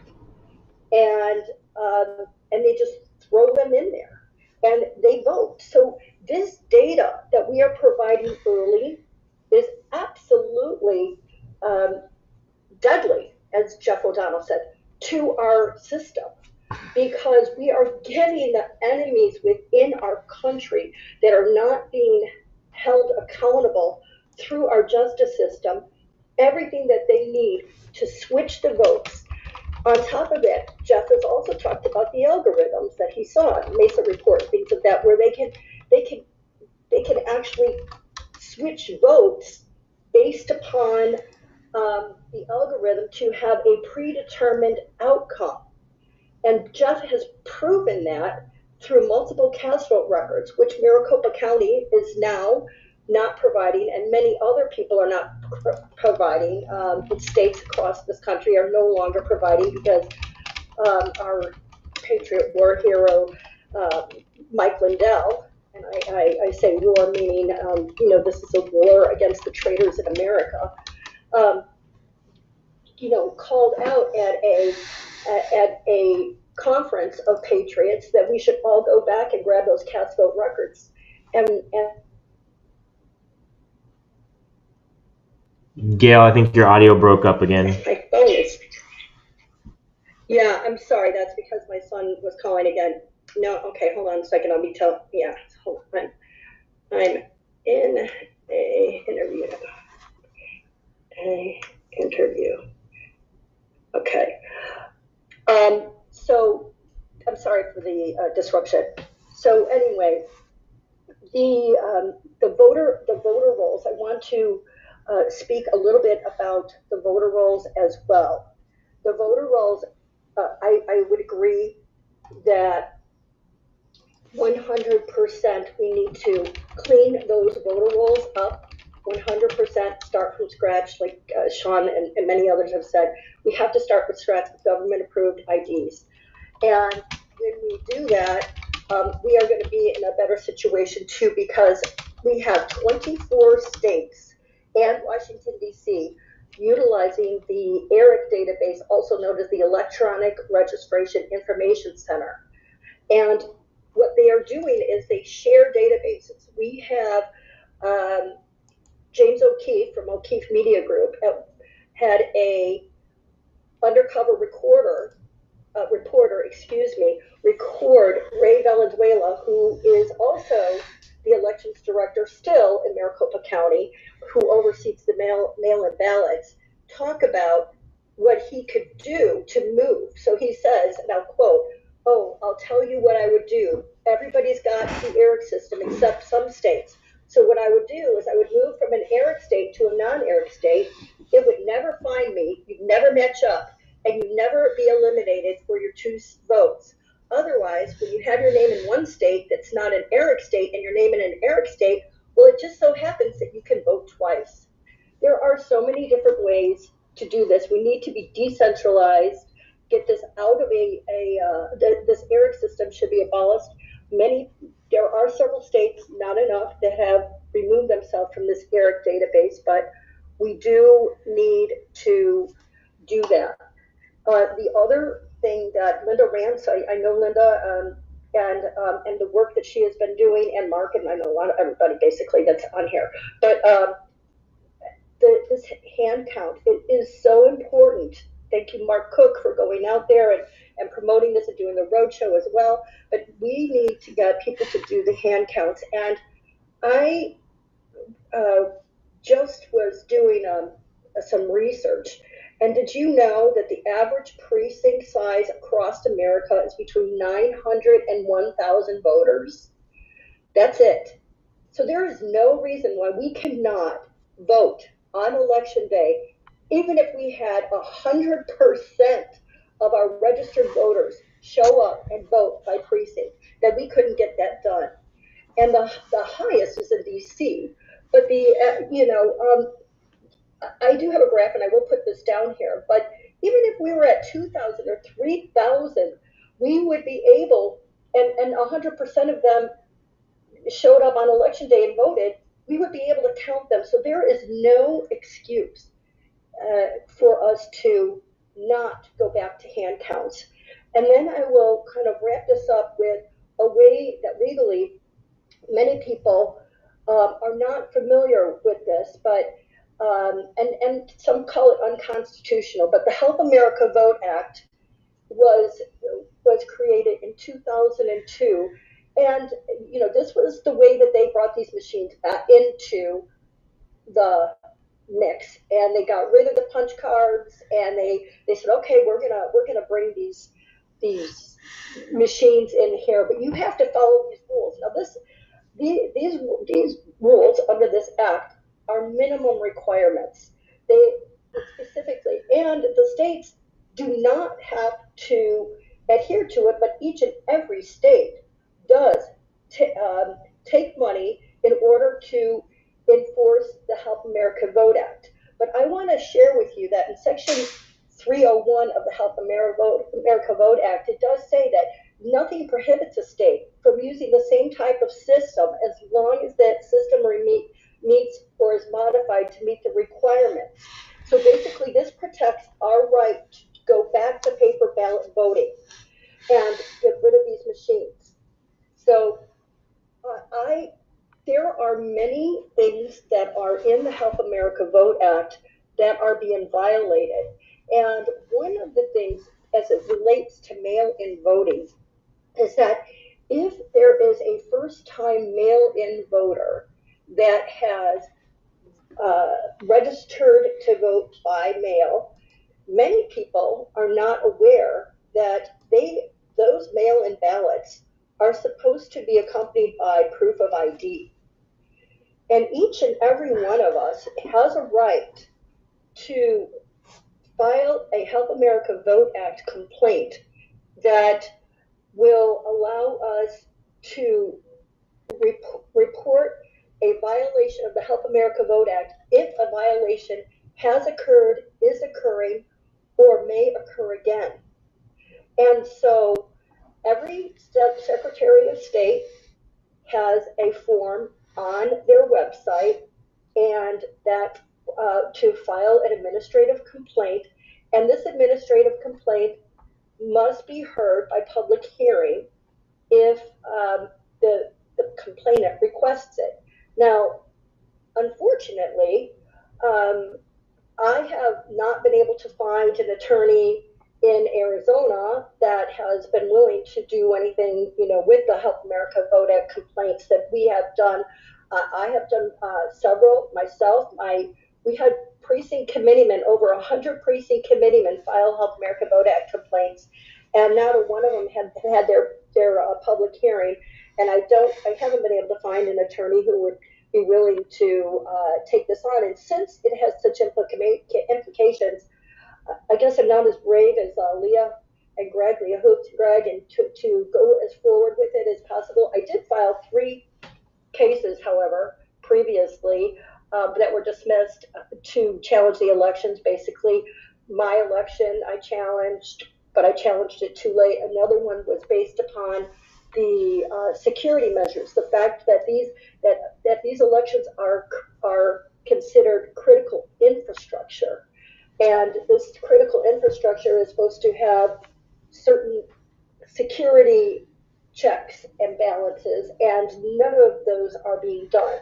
And so, and then of course the violation of multiple Help America Vote Act violations as well. And in Arizona, we actually have a law in place that states that you must comply with the Help America Vote Act in order to use the machines in Arizona.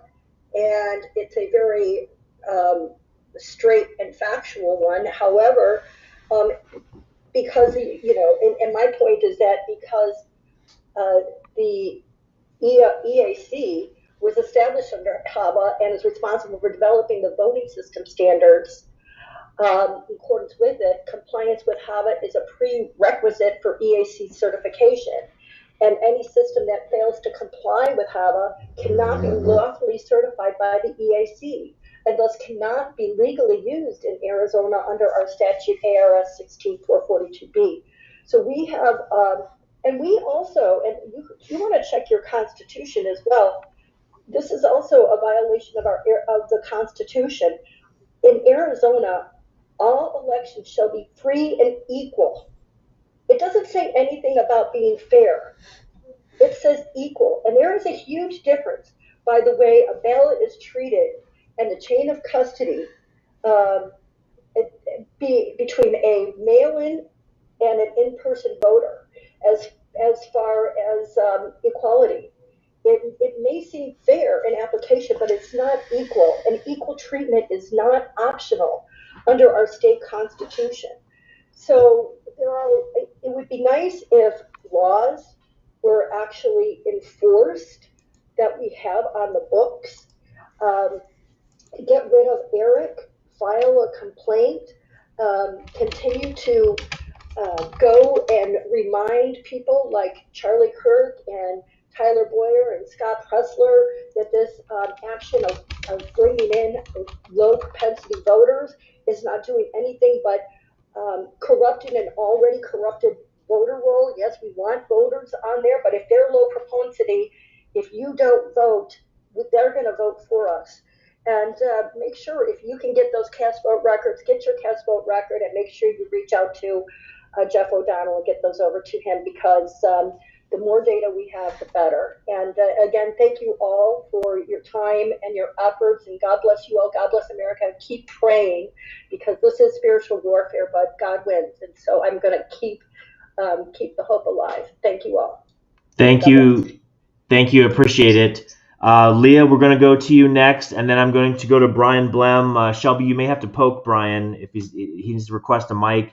And then also Jeff, the Lone Raccoon, which was our first speaker, has been so patient, is still on. So Jeff, we'll probably go back to you after that. But Leah, go ahead if you're ready.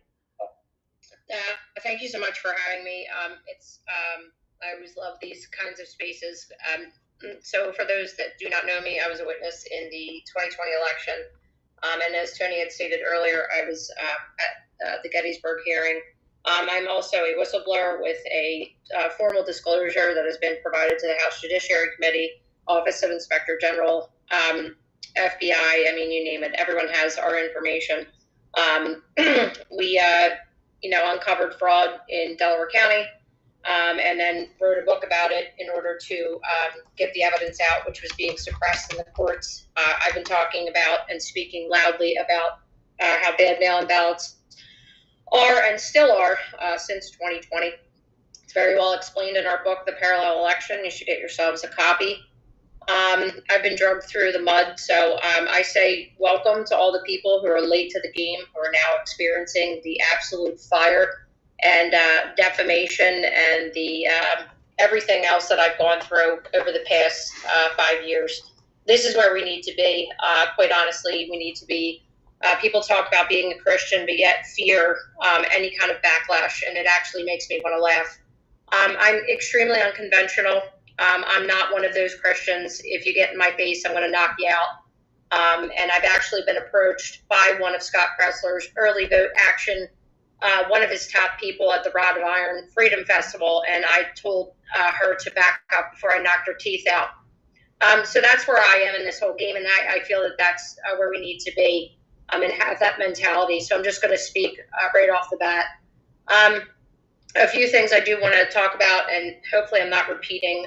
And first and foremost, thank you to all the people that have mentioned my name, and I appreciate all of your work, every last one of you. I think you are amazing people. I think you should pat yourselves on the back a lot more, because you are a well-informed republic, which is where we need to be. I also believe that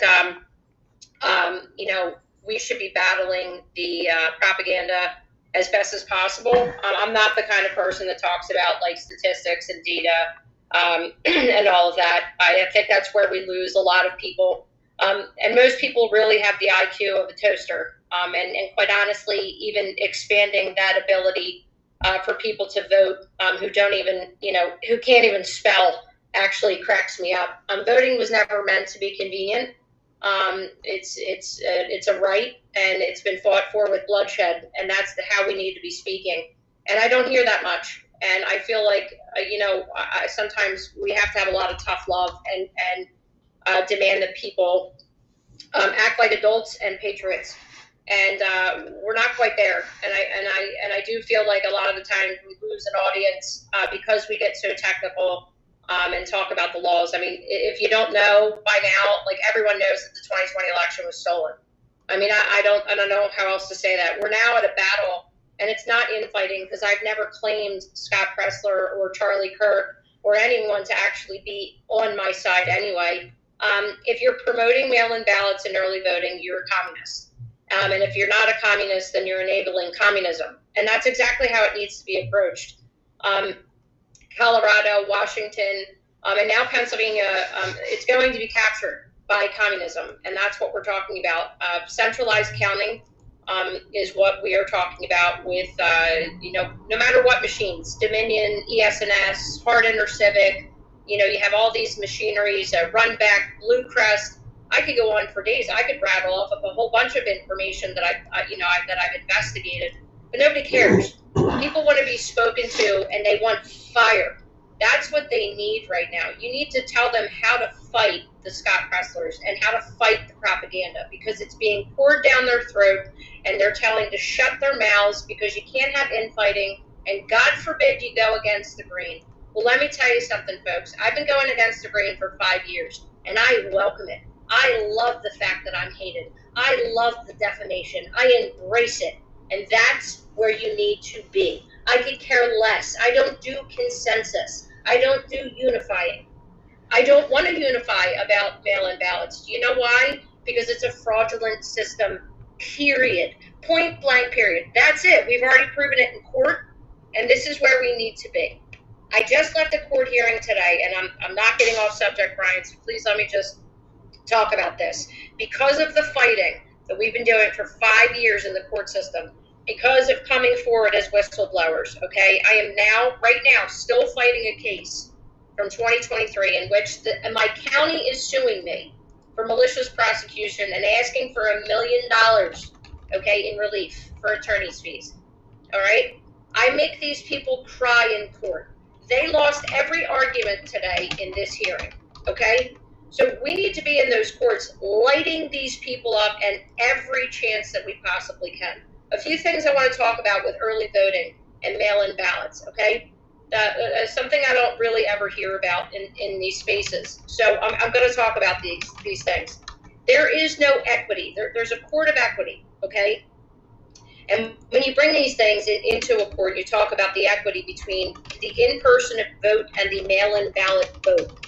All right, when you walk into a polling place, you are checked, right? Someone sees your face, they can check your signature, they can check your address, you actually have a body, and then even you have the ability to hand count in some states, right? You can even challenge a voter when they walk in, okay? You can say, I know that this person is not the right precinct, or I know this person is not registered, or blah, blah, blah, blah, blah, right? And I can disqualify them from voting in person.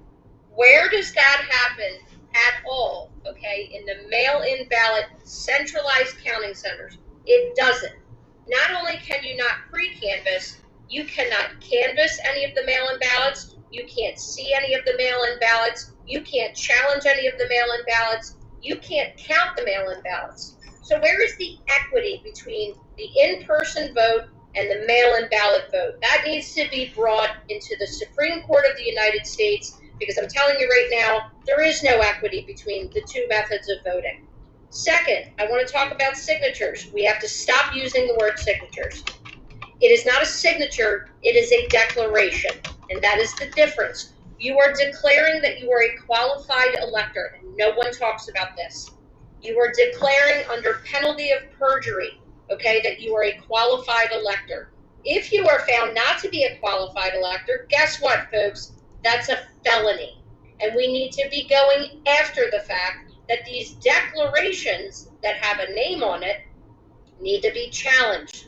They need to be challenged in court. We need to go after the declaration, and we need to be using the words felony, okay, under penalty of perjury. Okay, third, right now what is happening, okay, and this nonsense of infighting. And every time someone tells me about infighting, I light them up too. Please don't talk to me, and I need to unify. No, I don't. No, I do not. And neither do you. If I think that you are harming my republic, you are now my enemy. You are a traitor to your country.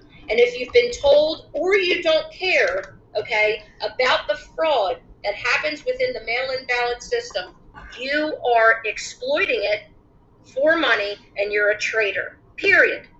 Let's talk about what the end game is. It's consolidation of precincts. Every time you tell a person that we need to embrace the mail-in ballot system, which is what they are doing right now, the early vote actions, Jack Posobiec, Sebastian Gorka, they're all in the same bucket to me. They're traitors to their country.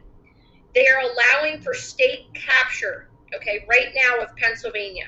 Because what's happening on the ground level, and which nobody really talks about, on the local levels, okay, is they're consolidating in-person precincts, which means they're making them smaller.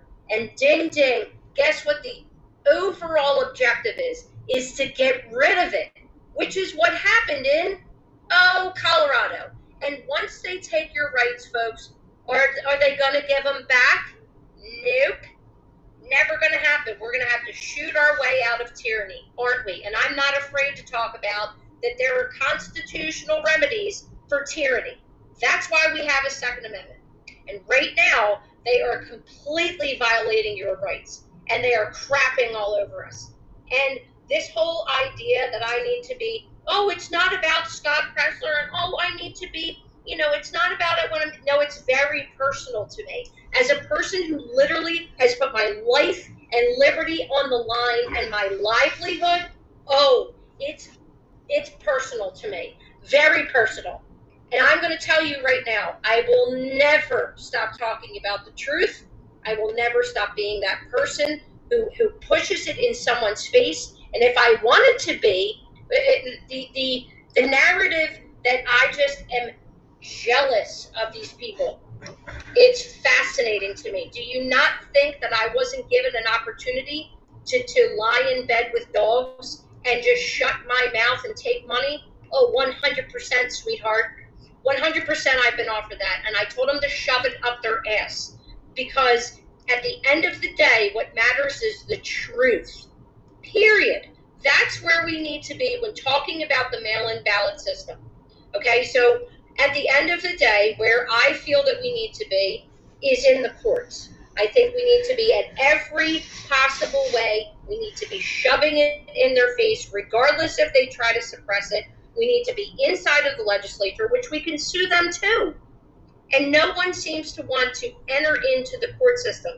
Let me tell you something. Do not be afraid of being pro se, okay, or sue juris or whatever you want to call it. The attorneys that I deal with, okay, if their mouths are moving, they're lying. These are the dumbest people I have ever spoken to, besides the left. These are the most moronic people that don't even understand the law. And all you have to do is continue to tell the truth. And if we continue to do this, and if we continue to fight in every branch of government, we will be successful. We have to do everything that we possibly can. I'm telling you right now, Pennsylvania is on the cusp of becoming Colorado. And the last thing I'm going to say is, can we please stop talking about, again, this unifying, I need to pat on the back, my legislators and my board of supervisors for following the law. Let me tell you something. I've never even patted my son on the back for doing what he's supposed to be doing. I will not pat people on the back for following the law. It's what they should be doing. And a matter of fact, I should be calling them out, and so should you. And if they can't take the heat, then they shouldn't be sitting in that position, period. I will sit here and tell you this. There's things that you can do. 1, you can fight back against the propaganda. 2, stop unifying with morons. 3, you need to start referring to the people like Scott Pressler as traitors to their country. Okay, and 4, the last thing that you need to be doing, most importantly, is you need to be speaking loudly and never allow anyone to tell you to back down and not tell the truth. Because at the end of the day, if you're saying that you're Christians, well, then you know that your faith lies in Jesus Christ and the truth will prevail. Thank you very much. I yield my time. Thank you, Leah. I appreciate it. I'd like to invite the Good Fight to come up and speak. I had sent you an invite, so please do accept that. But Jeff, the Lone Raccoon, you were our first speaker. You've been so patient. I do see your hand up, Caroline, but I'd like to let Jeff speak again based on everything he's heard. If you have any questions or comments, Jeff, Lone Raccoon, please do, and then we'll go to Caroline and then the Good Fight. Thank you.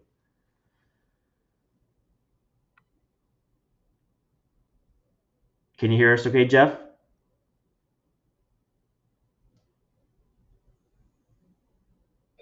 Can you hear me? Yes, we got you now. Go ahead. Okay.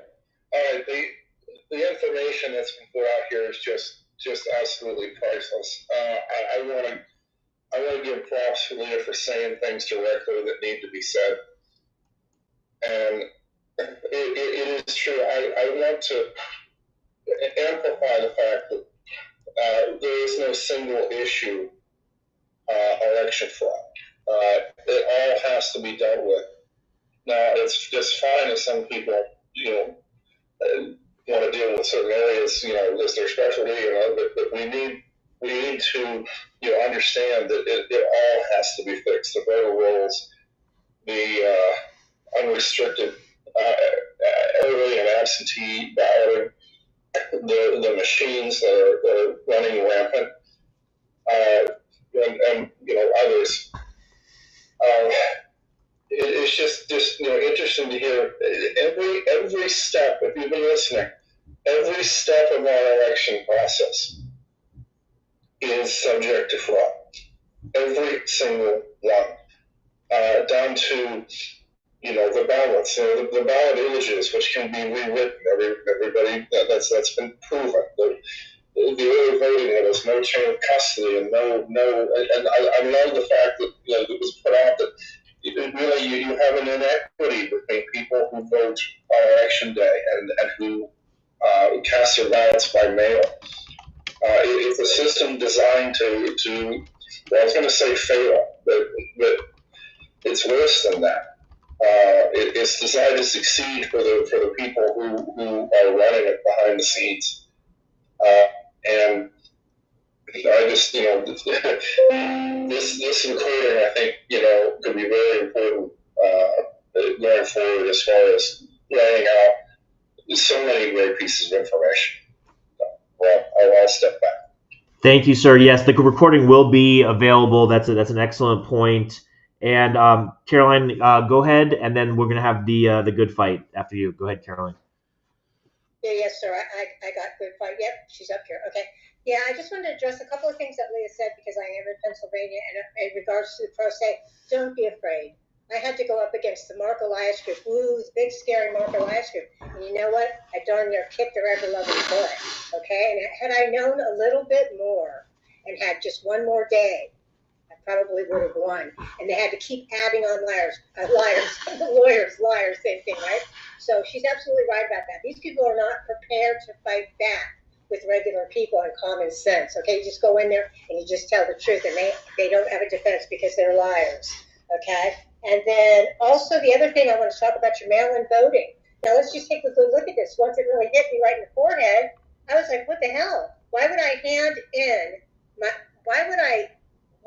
hand over my sacred voting right to the United States Postal Service? That is federalizing the elections. That's the last people we want handling our ballots, our sacred ballots, on mass scale. Yes, we should have absentee for good reason, and there should be a real strong good reason. And then lastly, I want to say she's absolutely right. We have to fight, because at the polls here in Pennsylvania, I literally have to fight. I think Leah has experienced this too. We are talking about committee people. We are talking about congressional aides will physically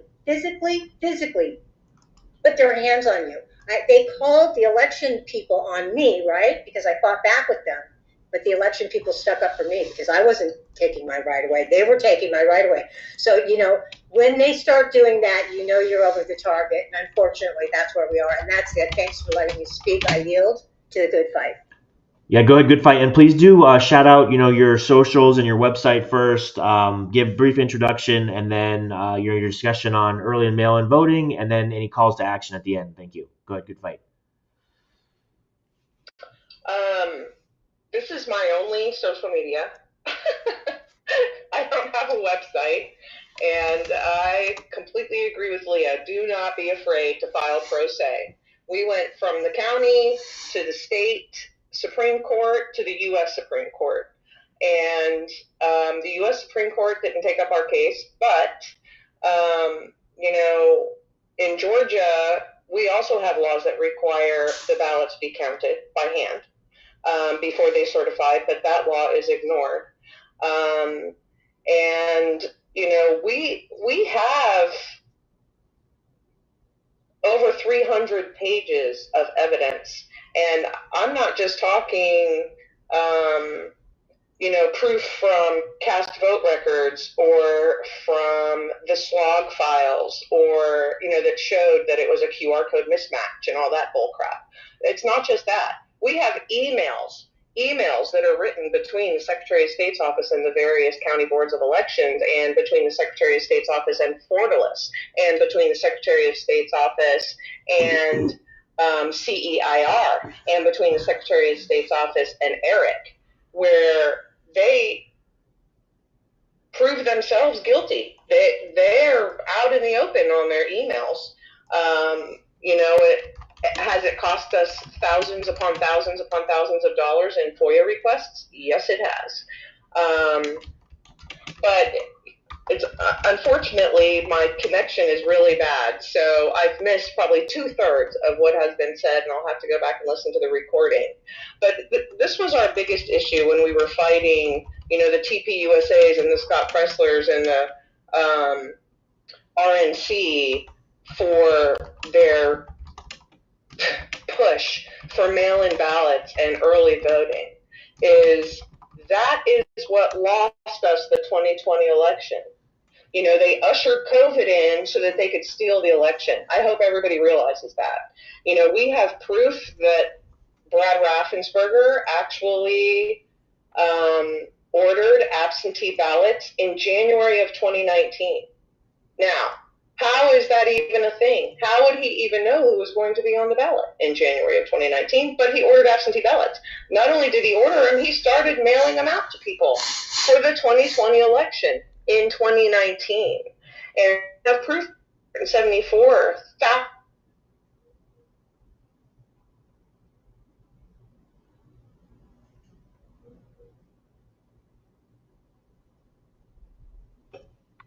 Is that my audio that cut out? Oh, sorry. Keep going. Did I cut out? I think it was me. Hello? Keep going. I think it was me. Keep going. Okay. So, you know, everybody was talking about that voter GA case where the judge demanded that Fulton County turn over the 374,000 ballots because to prove that they did a signature verification. Well, hell, we already have emails between Fulton County and the Secretary of State's office, and between Fulton County and Bluecrest, between them and Bluecrest, where they actually admitted that they didn't even do signature verifications. So you wonder why they say that those ballots were destroyed.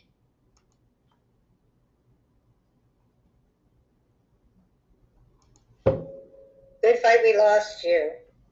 Come back to us. I think she said did she say her signal was in and out, possibly? Yeah, she said her signal was bad. Hello? Good Can fight. you hear me? Can you guys hear me? Yes, go ahead. You can hear me? Yes, okay. We can hear you. Okay, so, you know, those 374,000 ballots never even existed. I'm convinced of that. So they tried to get around saying that they didn't provide them to voter GA because they destroyed those ballots. Well, those ballots never freaking existed. And we have all of that evidence. And for some reason, even though in Georgia's constitution it says that if an official or an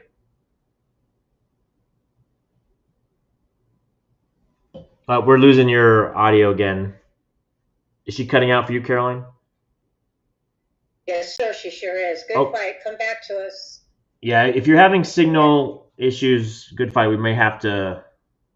They dismissed our case through Georgia was because of sovereign immunity. So, and I'm firmly convinced that it all starts from the voter registration database, because we also have that evidence. We have the evidence where no ink, and no ink is everybody. You know, we have no ink poll pads in Georgia, but no ink is Votum, it is Clear Choice, it is Clear Vote, it's all of them. They all are operating on the same operating system, and they all use Huawei cloud services, which is why you have people who live in Georgia that somehow are registered in Florida and Colorado and California. It's funny, you're registered in Atlanta, California. There is no Atlanta, California, but somehow you have a voter registration there. And it's all because of the voter registration database. So, between myself and the Georgia Nerds Reel, we have not only proven Dr. I can't remember if his name is Paget or Paget, I think it is. We've proven his algorithm in Georgia, and we've already provided that evidence too. But we've also, and it's funny because I was pro se through the entire thing. When you go to court 9 times, right? You go to court 9 times. It's ridiculous. It's one lawsuit, but you go to court 9 times. And, I was the same as with Caroline. They kept adding more and more and more attorneys from the Attorney General's office here in Georgia, right? So at the last one that we went to, Attorney General Christopher Carr added himself as a defense attorney. So, it was me and my little co-plaintiff, who's a wonderful lady, but it was me and my little co-plaintiff on the plaintiff side, and on the defendant side, there was 11 attorneys. I mean, it was ridiculous. And Leah's right. They're stupid. They have no idea what the election law says in this state. No idea. No idea. They don't even have any idea what your constitution in your state says. So whoever said that, I don't remember if it was Ash or who it was that had brought that up, that, the biggest thing that you need to do is learn your election laws in your state and learn your constitution in your state.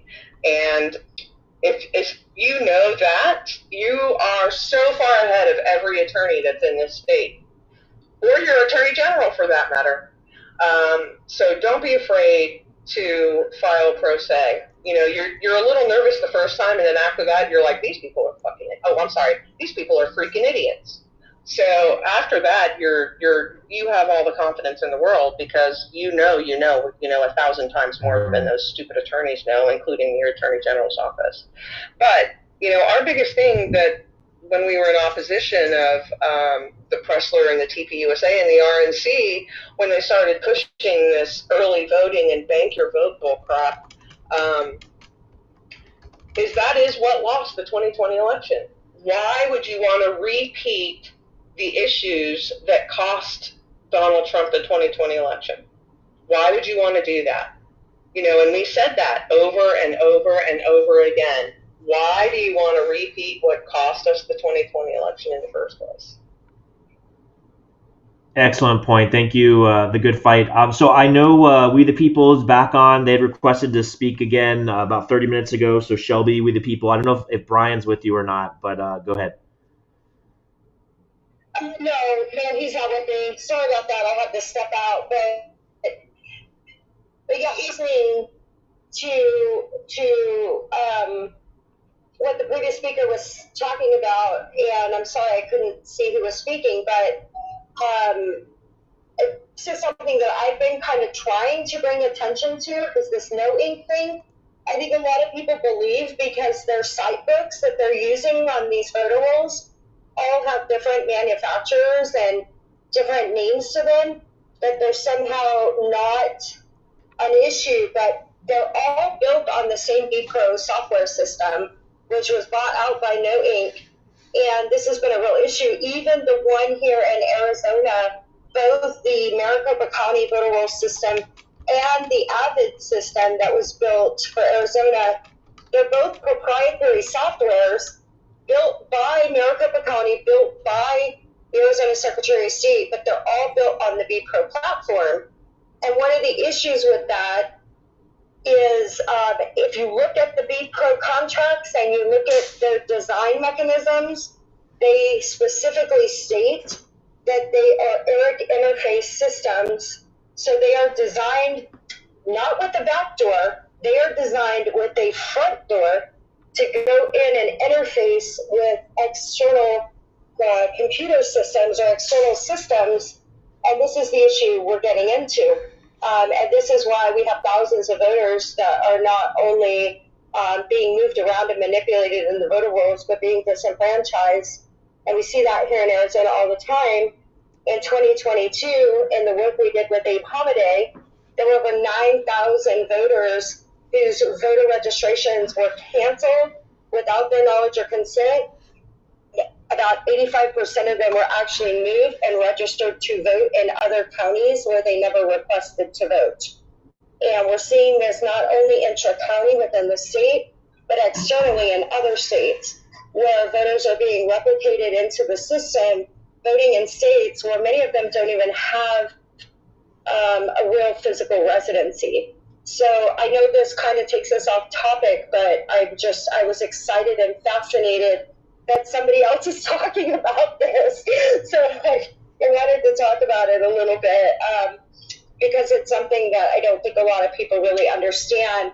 And I know people talk about the ERIC system and they talk about the dangers of the ERIC system, but it doesn't matter if it's ERIC or not ERIC. The bottom line is that front door still exists in these systems, and the voter rolls can be and will be manipulated, even if the states get rid of ERIC. And trust me, I'm an advocate for getting rid of ERIC, but ERIC is not really the problem. The problem is the systems that allow ERIC or what other systems out there to manipulate the software. And, it goes back to the same thing with Runback. And, Runback was brought up. I think the professor was talking about, his experience with Runback.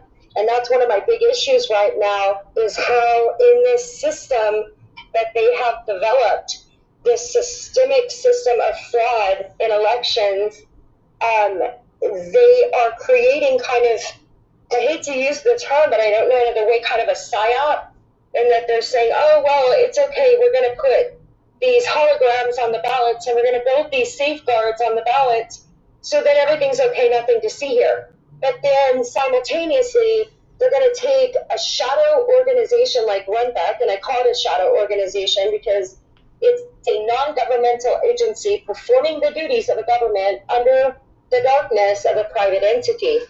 And they're pressing and perpetuating this idea of expansion of vote centers, expansion of contracts for ballot printing, and we have these third parties operating our governmental system, and we have zero oversight. As was pointed out, we filed a lawsuit against Runback, and the courts deemed that we have no right to access their records. Well, the problem is that they are literally performing 80% of the elections in Maricopa County. So that effectively shuts down all capability of public auditing in our elections when we allow these third-party entities the ability to operate in darkness. So, I mean, we are seeing efforts for election integrity that is actually taking us further back in the wrong direction. We're seeing people like Lisa Mara, who works for Adrian Fontes at the Arizona Secretary of State, now getting appointed on the advisory council for the EAC. So these are the very same people that were fighting against Cochise County and other government officials to do hand counts and to audit the equipment are now working for the EAC. So it's just a massive, it's a system that is built to protect itself. And the only way, we have to break through that system, otherwise it's just a circular system that is designed to do everything it can to protect the institution.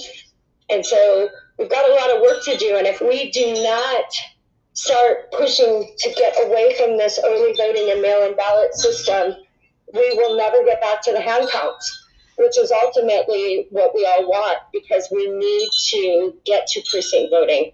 So that's all I wanted to add. So I'm super excited about the panelists that are on here and everybody in there fighting and the knowledge that's out there. And I just want to thank you.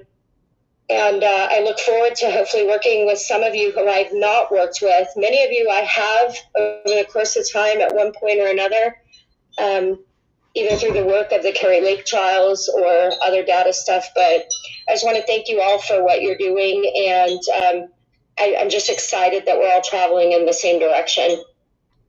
Thank you, Shelby. I appreciate that, and I would encourage everyone on the space to follow each other, reach out to people you haven't interacted with before, especially if you have similar interests and topics.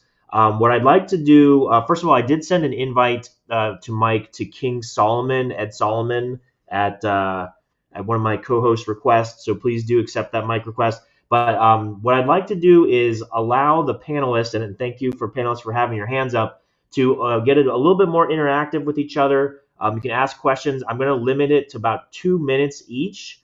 Please do put your hand up if you're an existing speaker. And if you have questions, you can interact with each other. That's fine. We're going to limit it to 2 minutes each, though. And I'm going to start with Chris. Go ahead, Chris. Yeah, I'm going to reiterate sort of what Shelby was pointing out, as well as what Leah was pointing out dramatically, and that is that we are pretty much under attack. Our form of government was set up to establish and guard against enemies, foreign and domestic. And when you talk about domestic enemies, I hate to be the one to deliver the news, but we are being under attack, and it's coming in through the grassroots. And the whole premise of where our systems are, the machines and everything, that's the red herring. That's not the real problem. The problem, yes, they're problematic, they're technical. There's so many problems with them. We don't want them. Go back to original paper ballots and just, security. If you're designing something that is going to guard against and protect against invasion, you don't want to deal with computer technology, because the very first thing, and I know about this, I can speak about it in great detail, the first thing an enemy will do is deceive you that you think everything is okay when they're actually coming up on you. It's what we did in Baghdad with Baghdad Bob. Everybody knows. All the people that saw the stuff in the invasions know that story. And when we do those things, when we're guarding against those things, the enemy wants you to look over here while they're doing somewhere else. It's a rule of war now. It's very, very common. But the systems that they've put in place are not the issue. Guarding our republic from domestic enemies and how they manipulate things, we're pretty much fighting what Al Capone and the rest of those people has leveraged for quite a long time. Once you gain control of the government, knocking that tyranny out becomes a matter of a civil war. And we don't want to go there. So we want to get to, we're in a cold type of situation right now, but we have to step up, learn the truth, learn how to speak the truth directly, fiercely, and yet not go over the line by inciting anything. And then where the legal avenues are possible, I don't think our government is legit. I even can question whether I can't authenticate that Trump actually won. If it's that bad, we're in a serious situation. But last piece, if you don't vet the lower level, if you're not tying things together and saying there's problems, even with our primaries, even within the parties, if you're not vetting your people all the way out and finding out where they are, you don't have a party system anymore. You have this complete reliance upon a beast, sort of form of government that just doesn't work. So I'll leave it there. And I'll follow up with anybody that wants. And Brian, I make a suggestion here. Have another space where you talk about the legal aspects of stuff and the processes and how it's involved. Because this right here, when we're focusing on the mail-in voting and that kind of stuff, that's sort of after the fact. It's really a matter of who's on the voter rolls and whether they're legitimate or not. And when we talk about the voter rolls, I want you to think about enlistments and militia, because that's where it really comes from. It's about who's available for war. If you want to look at it, right now, I know there's multiple states where they actually have people and they're signed up through these Department of Motor Vehicles and everything. They're signed up for that. They get onto the voter rolls. And I don't know if you know this, it doesn't matter whether they're illegal or not. They get drafted in a war, and then they become legit voters. So it's really weird. I mean, have they been vetted? I'd hate to see Trendo Aga and Muslim extremists or anything else, people that are literally invading the country, coming in and then becoming in charge of the triggers, the trigger pullers, the people that are in charge of making the weapons work in our military. That's a real possibility, and you don't want that. Mm-hmm. So these are the kinds of situations. I know it's really kind of nasty to talk about this stuff, but that's the serious danger of what we're looking at here when it comes to elections. So I'll land it there and really seriously consider about having another space. It's been great, very, very informative, great people, but the whole thing on the technology and the voting stuff is sort of missing the point. There's a motive happening, and it's been going on for a long time. So I'll leave it there. Thanks. No, I appreciate it, Chris, and please do message me a couple different sample titles or topics for that space, and we can definitely do that. I can have you as a co-host. I'm going to go next to my co-host Mark, and let's try to keep everything to 2 minutes. I do see those other hands. I'm going to get you to keep those up. Go ahead, Mark, and then we'll go to the lone raccoon again. But 2 minute time limit. Go ahead, Mark. Okay, sound good. Appreciate it. So here's what we need. This is a call to action here. We need a Make Election Day Great Again movement. Everyone needs to be working on creating that. We cannot do early voting. We cannot do mail-in. So what we have to do is we have to drive the influence to get people to want to vote on Election Day again. We have to push this. It's up to us. So everyone figure out a way to do it. Make Election Day great again, whether it's barbecues or picnics on Election Day or cool stickers or whatever type of little ad campaigns or little videos you want to do. Make it the thing. The other thing we need to do is we need hand count armies everywhere. We will not fix this unless we are hand counting our own ballots no matter what we do. So you may as well get the armies ready to go. You need to train people all over your state in how to do this process. And then once you have that done, you'll have people committed to doing it. And then when you go in to make the argument that we want to go back to hand count, and they say, well, we don't have enough people to do it, you will not only have a massive list of people, you'll have an entire hand count network of people that are ready to go, trained up. You can have videos, training manuals, the whole deal. In fact, invite your election officials to that and ask for their input on it so they can be a part of the process too. If we can get buy-in from election officials, even better. We have to break the feedback loop. That feedback loop that we talked about, where they're able to monitor who's voting using the mail-in ballot tracking and the electronic poll books. It's really important. Do everything possible to break their feedback loop, deprive them of the data that they have and use to manipulate our elections. That's how we reduce their ability to manipulate them. And then we need a massive get out the vote effort on Election Day. Election Day in person, get out the vote. So the other links I've got, I will put in the chat here. And the person says it's who's on the voter rolls. It's worse than that because they've designed the system to manipulate it. So I'm going to put a bunch of links in there. Please watch those links and contact me all you like. Thank you. Thank you, Mark. It looks like Jeff did drop. If he comes back on, please make him a speaker and let's get his question in there. I'm going to go Lori and then Gail. 2 minutes, please. Go ahead, Lori. Hey, okay, great space.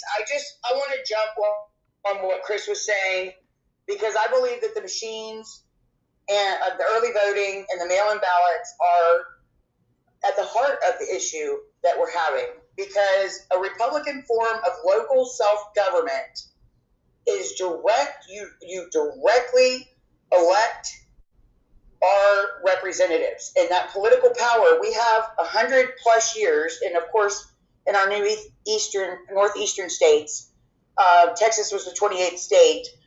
So when we joined the union, we have 100 years of history showing that the elections were by the people. There were no private for-profit corporations and no government involvement in our county election precincts. And it's a requirement that these election precincts be small and contiguous. And the way that we did the elections by the people was through our political parties. And there is a movement to get rid of the political parties and to go to internet voting. So they're making it almost impossible to conduct in-person elections that you can preserve the secrecy, the purity, and the security of the ballot box. Impossible. Go try to find a polling place in your precinct that's going to allow you to use that site for 17 days. Okay? Go try to find somebody that can take 17 days off of work. We have our county using a temp agency, contracting out using temp workers that mostly, not dogging temp agencies, but those are unemployable people. right, that have no skill set, have no idea about elections, have no idea about an oath to the Texas Constitution. And our political parties, there's a requirement in Texas for the general election. There must be parity. You must have the two majority parties, one the presiding judge, the other the alternate judge. And that was this. It was these precinct chair presiding judges found the polling location and had already a team in their election precinct of their neighbors that were trained. They monitored the voter registrations list year round. This was a local control, local oversight, and local administration. So our political parties, like in Williamson, have 165 election precincts, right, broken up under each county commissioner. And that's how it's supposed to be broken up. Like all of precinct 1 ballots, the county commissioner certifies all of the precinct polling locations inside of their jurisdiction. And now it's this centralized process, and it just keeps getting more centralized and more centralized. And we should fight to be back at our precinct. So we have the history. We did it for 100 years in Texas, that nobody that lived outside of your election precinct was allowed to touch your ballots. They weren't even allowed to be in your election precinct polling location. It was only the stakeholders that had the power that was being transferred that were allowed to preside, they were allowed to clerk, and they were allowed to count. And so now you have anybody in the world can have their fingers in our ballot box. And we must get these things out. So thank you. Thank you so much. I do see a first-time speaker is Edward Solomon. So I'm going to go to him first since he's a first-time speaker, and then back to Jeff, who's back, and then Gail Golick. So go ahead, Edward Solomon, please unmute.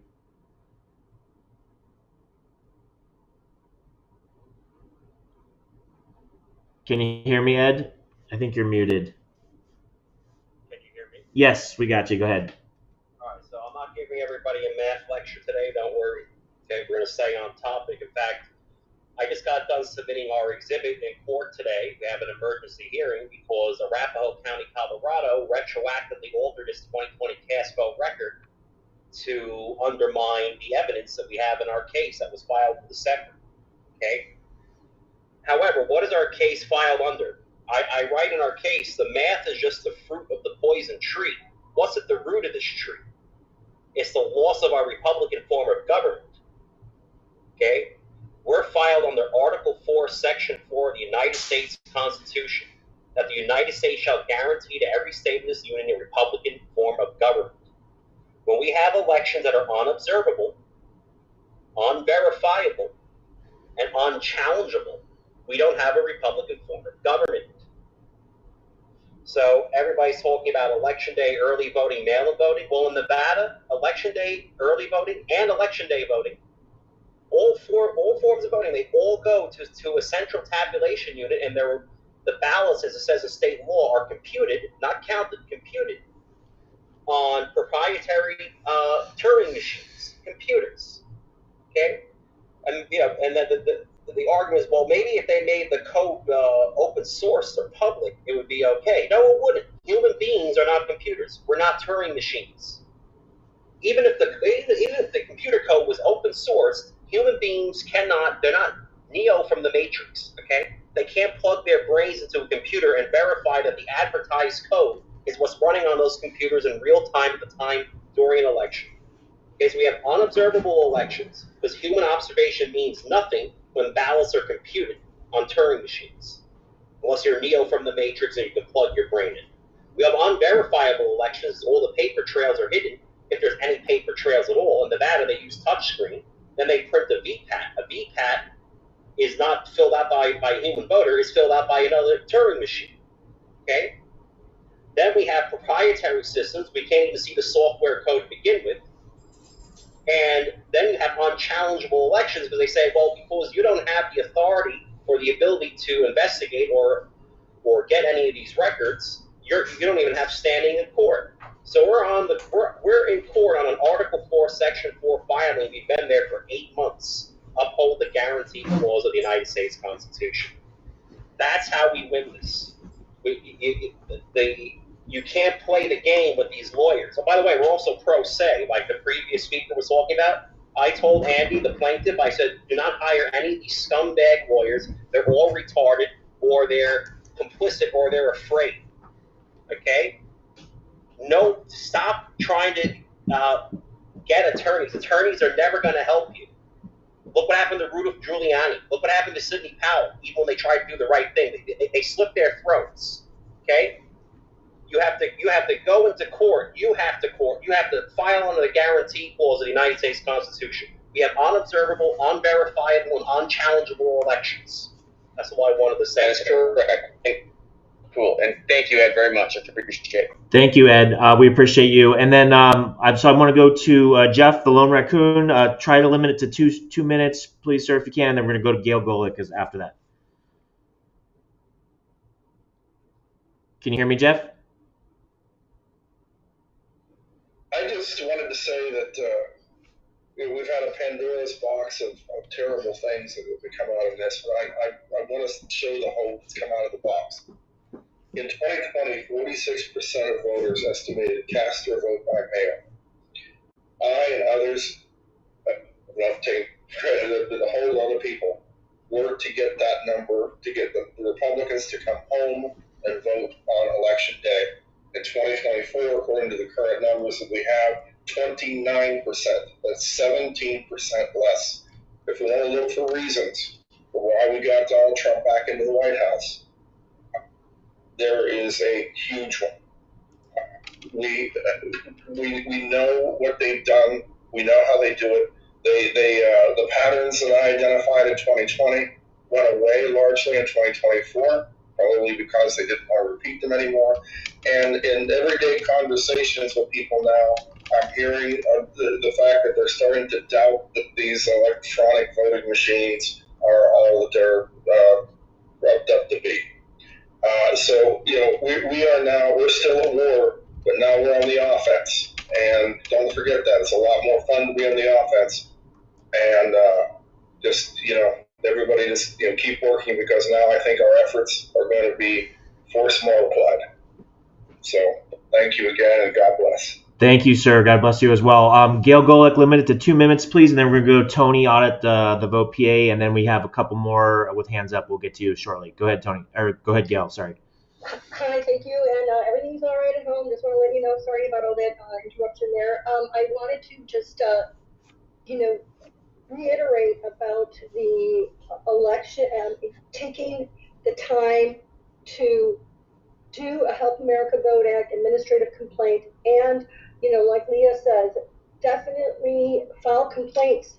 Like I said, I cannot find a lawyer, but I did indeed sue the Maricopa County Board of Supervisors, the Arizona Secretary of State, Dominion Voting Systems, Runback Election Systems, the county election directors like Ray Valenzuela and Scott Jarrett. I sued them all. And you know what? Yeah, was I afraid? Yeah, absolutely. But I did what I could do. And, it was dismissed without prejudice, but at least it's out there, it's on the record. And so I do agree, lawfare is where we need to go. And then secondly, I did just post in the nest, or whatever you want to call it, at the bottom of our thing, and I love your idea, Mark Cook, make Election Day great again. I did a hashtag on that, and then I did a graph there of all of the number of average voters by precinct. And again, if we just let everybody know on Election Day is feasible, often faster, cheaper, and more transparent than machines, it's really something that I believe we should all continue to focus on. And I want to thank you again, Brian, for holding this and allowing everybody to get this information, very, very important information out there. God bless. Thank you, Gail. God bless. So let's go to Tony, audit vote PA. Try to limit it to 2 minutes, please. Tony, go ahead. Yep, let me know if you can hear me okay, because I'm yeah. in and out of the car with kiddos all day. We got you. Good, Billy? Yes, you're good. Okay, super quick. I think the reason why in Pennsylvania, anyway, people got hoodwinked easily by the early vote action folks is because they're so frustrated and they didn't know what to do. And it looks like the argument was we're stuck with this law, Act 77. We don't have the House. Obviously, our governor is communist. There's no other way. And what they don't understand is there is a way, but I think that's how they got so easily hoodwinked by him. I've spent, since Brandon's video dropped, I have been on the phone constantly because Out at the Vote had a lot of supporters that were also Scott Kressler supporters, and they're certainly falling on one side or the other. But I've talked to a lot of people that tell me, first of all, I'm going to be out of town for this election. Like, people, I don't know, I feel like I'm in the twilight zone. Like, are people really that dumb? I'm not going to be in town for the election. Should I just not vote then? And so to not do a mail ballot? And like, what? Are we in some kind of like crazy land? Like, no, like, vote, for crying out loud. That's what it's for. Absentee ballots, that's what it's for. If not voting because you're not going to be in town for a primary or do the mail ballot, then do the fucking mail ballot. Like, people leave their brains on the shelf. I just don't understand. But the next thing is, and I'm done, there is a path. I'm not sure if you hear me, a lot of pinwheels, what have you. On the other part. Wait. Who's speaking? Let's let Tony Out at the Vote finish speaking first. We look back. Are we back? Yeah, go ahead, Tony. Okay, so here's the path. There is a potential path. This is one path. I love that all the ideas that are being thrown around. We have Supreme Court judge races, which Pressler is really good at bringing attention to this, that we can vote no on in November. The 3 Supreme Court judges that stiff-armed President Trump and would not let any of his lawsuits go through, we can boot them this November. We can then elect new Supreme Court justices. And the lawsuit that was filed in the Commonwealth Court that ruled Act 77, which gave us no excuse mail ballots and 50 days of early voting, originally when that lawsuit was filed, it was ruled in our favor. They said it was not passed constitutionally and is therefore null and void and dead, and we would have been done. But that got appealed, of course, to the Pennsylvania Supreme Court, and they overturned it. If we get new constitutional judges on that bench, we can refile the lawsuit with different language and hopefully get a favorable ruling and be done with mail ballots. And I think that's what I'm personally trying to communicate to people that are like, well, what else are we supposed to do? We're stuck with this law. There is a path. I am not normalizing early voting and mail ballots. That's it. Hope that helps. Thank you, Tony. Go Reclaim Georgia. You've had your hand up for a while. Go ahead and unmute. Go Reclaim Georgia. Thank you so much. I really am so thrilled to hear everybody leveling up. I'm in Georgia, and I am a plaintiff pro se, like many of you. I'm in the Court of Appeals headed to the Supreme Court of Georgia, and I'm co-plaintiff. I'm a U.S. veteran with another U.S. veteran in 11th Circuit, and we have a motion for rehearing en banc we're waiting a ruling on. But I wanted you really, thank you so much for trying to answer the question, like, why is this happening and how can we laser in? And what we found is something called transhumanism. Everybody knows it's happening. What is going on is artificial authority. The electronic system, and I would really, really urge everybody to stop using the term voting machine. It's not a voting machine. Voting machine is wrapped under the federal definition of voting system. And what our case is based on largely is 2 U.S. Code Section 9. And it says that all votes for Congress must be written or be by written or printed ballot, assumed paper, or voting machine, the use of which has been duly authorized by the state law, and all votes received or recorded contrary to this section shall be of no effect.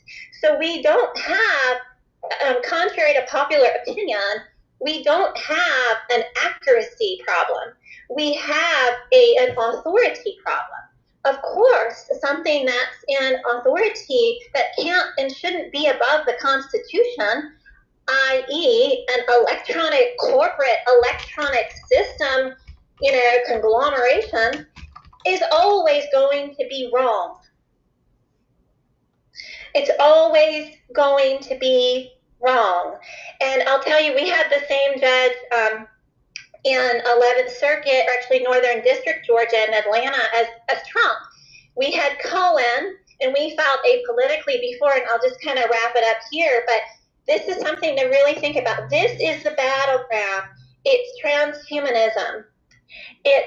We got the ruling that our elections in Georgia are devoid of human method. Devoid of human method. Yet on the previous page, our law is clear. It's updated, Georgia Code 212437, and this is affirmed by Supreme Court. They hid the ruling from 2020 in Georgia, and I believe this impacted the whole country. Our Georgia Supreme Court ruled October 2020 that the electronic system was merely assistive, adjunct, and not a substitute for the paper ballot, because the Supreme Court knows there's only two options: paper ballot and authorized voting machine. They've fabricated the tabulating machine is irrelevant. There's no such thing. It's just like, having solo cups as an election method. It's another thing that, because people are so inventive to be deceitful and cheat. So it's nothing more than kind of like a preliminary accounting tool, and a $5 kitchen calculator can do just as well. And so I just want to urge everybody, you're on the right track, but what we're seeing is it's a battle for human representative government, because they don't want the good people of this country to be in charge anywhere. So I'm really open to collaboration, because we're going to be working all summer on. I know we're going to have to go up, and it's for everybody. But you can reach me at 803-702-0387, and I'm working with many people in Georgia as well. God bless you guys. Thank you very much. And I think we did reach a pretty good natural stopping point. We are going to do a follow-up X Space on some of the other additional related topics, including those that Chris sent to me. I sent you a message on that. Please do reach out to me if you would like me to host another space on anything election integrity related. I'm happy to do that and have you as a co-host. Again, thanks to my co-hosts, Caroline and Mark, everyone that's been on the call, all the panelists of speakers.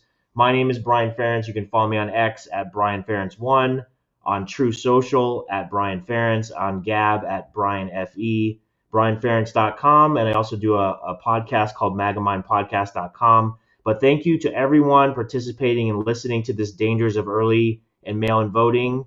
I would like to request that everyone please share the recording as soon as it's available. We will definitely make this recording available. Unfortunately, we are going to have to cut off now, but we will be doing some additional spaces. So please do follow and reach out and connect with each other and follow with each other. Let's network, and let's make sure that we can save America and our republic together. So thank you all, and God bless.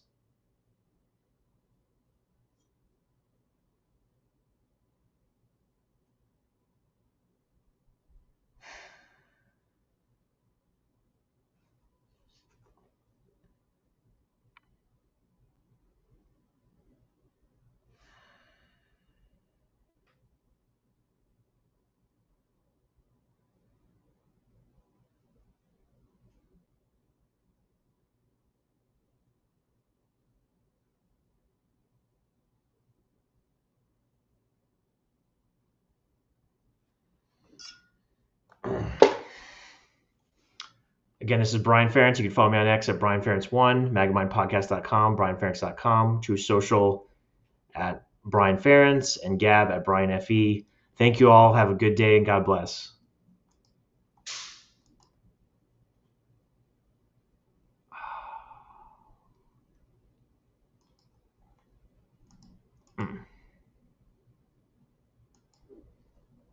See if it let me close the room. It may not.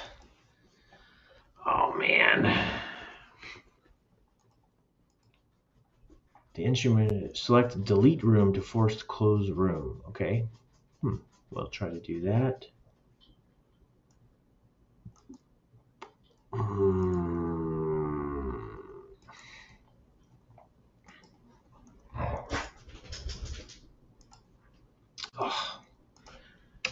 I hate when Rumble doesn't let me close the stream, which is what it's doing now.